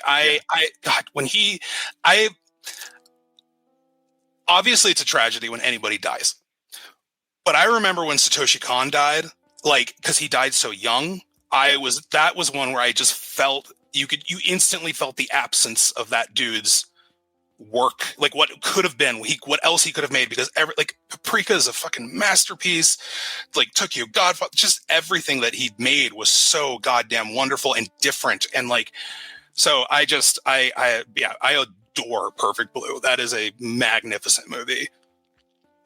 It is crazy, not just like how much everything he did was a masterpiece, that I haven't seen all the other ones, but like everybody says that, so I get it.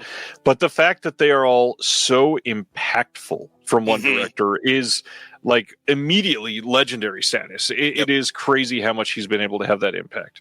Love that. Yeah. All right, so I will go with my number 1. Totally basic. I don't care. It's my number 1. It's Fritz the Cat. I know we touched on Bakshi, and when we were talking about him, like I didn't want to go into it too much just because I knew Fritz the Cat was going to be my number 1. Yep. Bakshi is like on my Mount Rushmore of idols. Like in terms of like a filmmaker, that's a dude that, like, when I saw Fritz the Cat the first time, it was just so unbelievably earth shaking for me. And just, Because I mean, like we talk about these movies that like you see too young, or like you're kind of like, whoa, I didn't know cartoons could do that. Like I didn't know movies could do what Fritz the Cat did. Like it's just so kinetic, and like the fact that this came out in the early 70s, and like just appreciating the context in which that movie came out. And like but I mean, so aside from that, it's just, I think, an abrasive masterpiece, and just sort of this really provocative movie that really rattled a lot of people, and I think still does. And I also think that, like, to me, Fritz the Cat also is just this insanely timeless movie in terms of like the political discussions that it's having. Like the fact that Bakshi was calling out like performative politics like in the 70s is just wild. And like the way that he was talking about the way that like privileged people will aestheticize and sort of like fetishize the suffering of people who are oppressed was just like, I remember seeing this movie the first time and just being like, oh, no one's even talking about that now. And like Bakshi was doing it in the 70s. Like that's insane.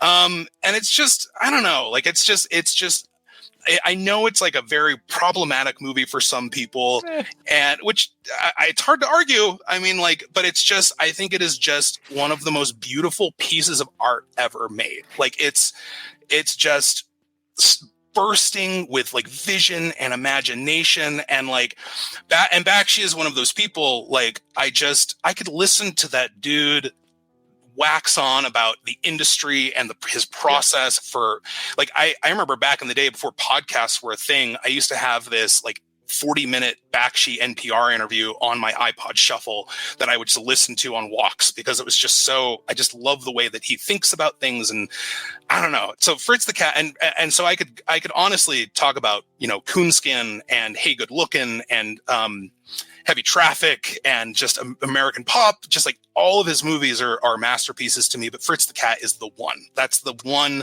movie that just, I mean, it's so foundational to the way I look at art. And so I will always just be, you know, indebted to that film. Gary wants to know what's your second favorite Bakshi. I think I would probably go... Oof, it's hard. I like want to say Heavy Traffic, but I think American Pop is just like one of the most beautiful movies ever made.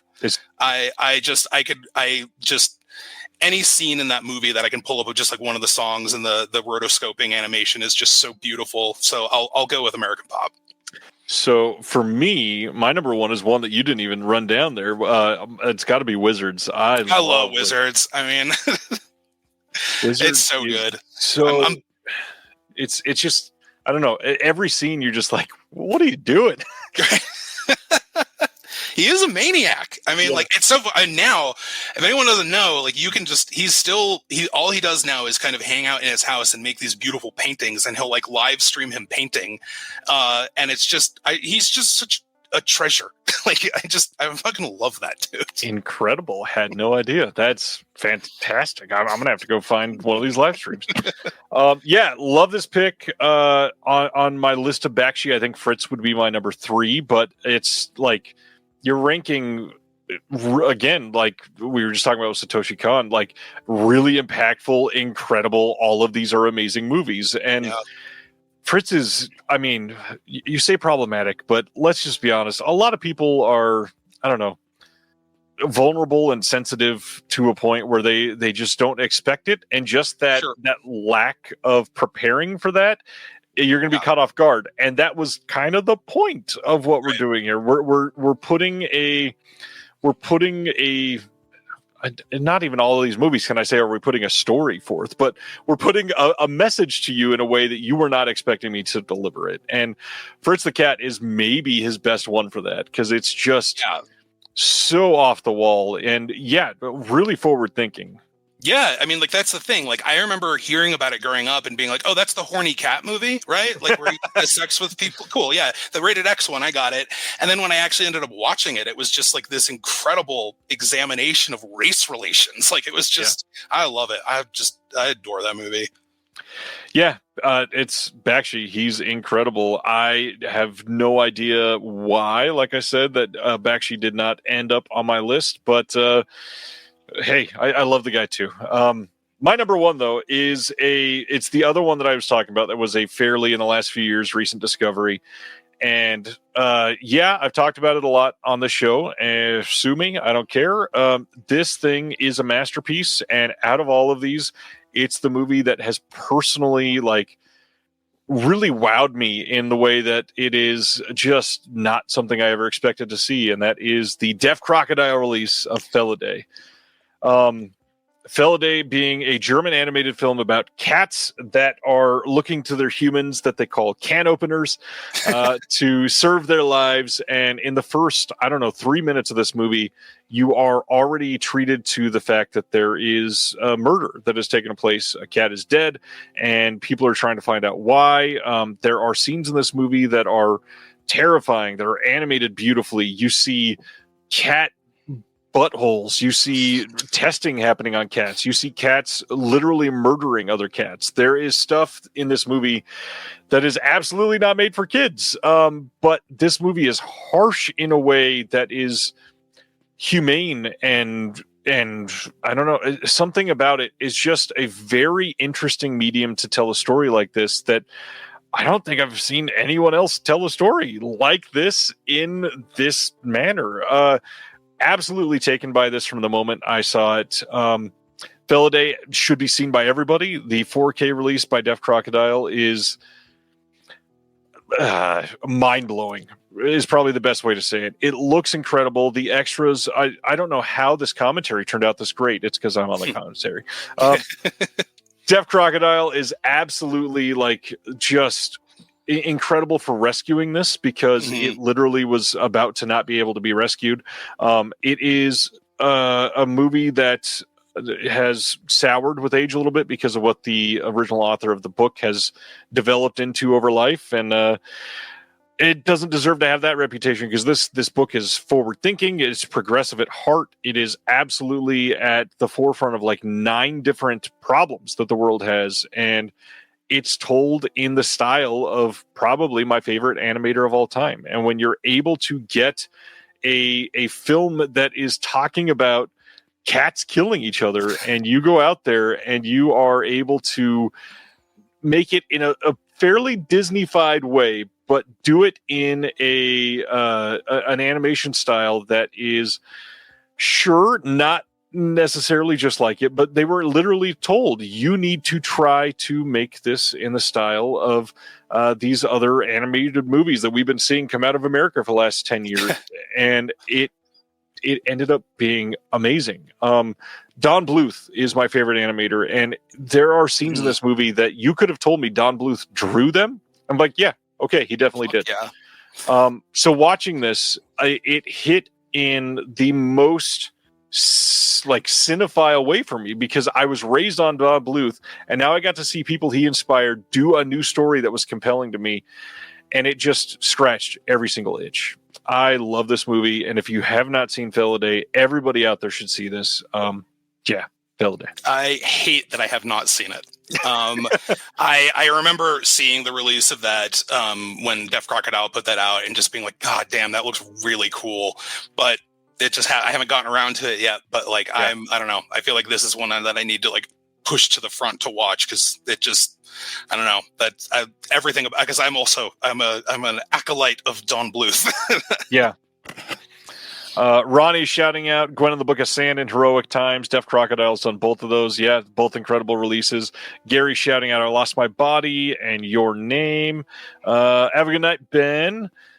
Craig says the lead animator character designer was a Don Bluth studio alum. Oh. Yeah, they were all about it and literally said, let's do it in that style. So cool. It's a masterpiece. Absolute masterpiece. Andreas, we did it. We did it. Two cat movies at the top of the list.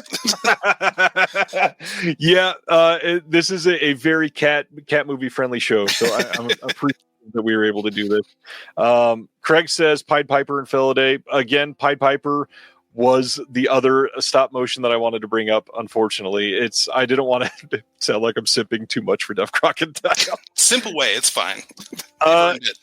Jerry saying the Fantastic Animation Festival. It's a collection of shorts but had a nationwide theatrical release. I need to see that. CGTV says, I wish I could see Akira for the first time again. I envy Ryan. You're in for something you'll never forget.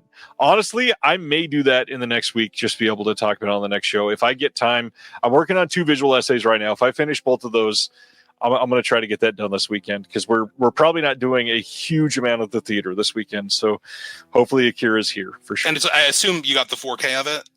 I did I think it was the Target sale, buy one, get one 50% off. And it was, gosh, after the discount, the 4K Steelbook was like $14. Jesus Christ. just the idea that you get to experience Akira the first time in 4K. Like, that's because I think most of us watched some janky VHS back in the day. So that's very cool. So as usual, I want to promote everything that I can for Andreas, but the big thing, I linked to the Vinegar Syndrome store. They've already shut it down before I know. So you can't even buy the films from the website right now. But please come back to this after or during subscriber week. Go buy the 2 films that Andreas is on there. In the meantime, go follow him on Blue Sky, follow him on Instagram. Are you anywhere else on social media? Letterboxd, does that count? Yeah, of course, absolutely. I'm on Letterboxd. You can see what movies I'm watching and dumb lists I'm making. What is Letterboxd handle? It is just Andreas Petersen. That is the easiest thing to possibly remember right now. Yep. Follow along specifically on Blue Sky for watching him, keeping him accountable for writing every day. Please. It has been a joy to interact with you over the last couple of years, and I'm just glad we were able to make this work. I know that you were like, hey, come on, but I felt like for the longest time that you'd be so fun to have on here, and it absolutely lived up to that. So thank you. No, thank you so much. It's been a lot of fun, and also, again, just I want to flash back to however many years ago of just following along, and like I don't know, like, it's very strange to me that I'm on this show that I've watched so many times. Well, on that note, if you want to have a closer relationship with all of us, check out the Patreon link in the description below. We'd love to have you in the Discord. Come hang out. It is our watch along weekend. We got a poll going right now. Sunday night, we're watching a movie all in the Discord together. So come and stay up way too late and watch as I have to go to work very, very tired the next day. You all are amazing. I love to see you every week. We'll see you next time. Pray for Will. Next Thursday is going to be a bitch. Thank you, everybody, and stay safe this weekend. I know that everybody's got a holiday coming up. Your families want you around. Be safe. We'll talk then. See ya. Thank you for watching The Disconnected. On the way out, make sure that you are subscribed to the channel, that you've liked the video, and that you've copied the link to be able to share it with someone else that may appreciate this.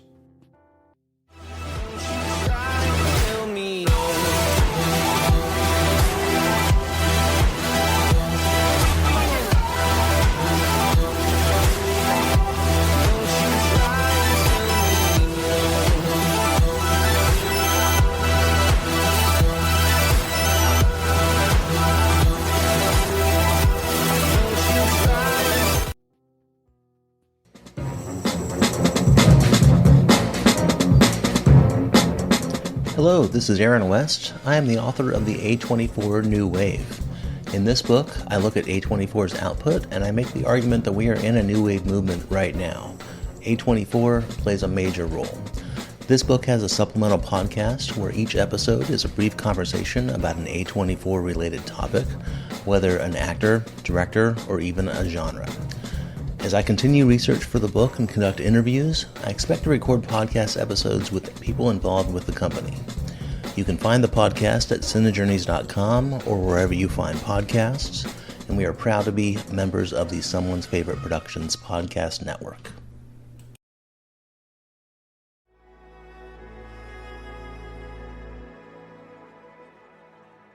Thank you for listening. To hear more shows from the Someone's Favorite Productions podcast network, please select the link in the description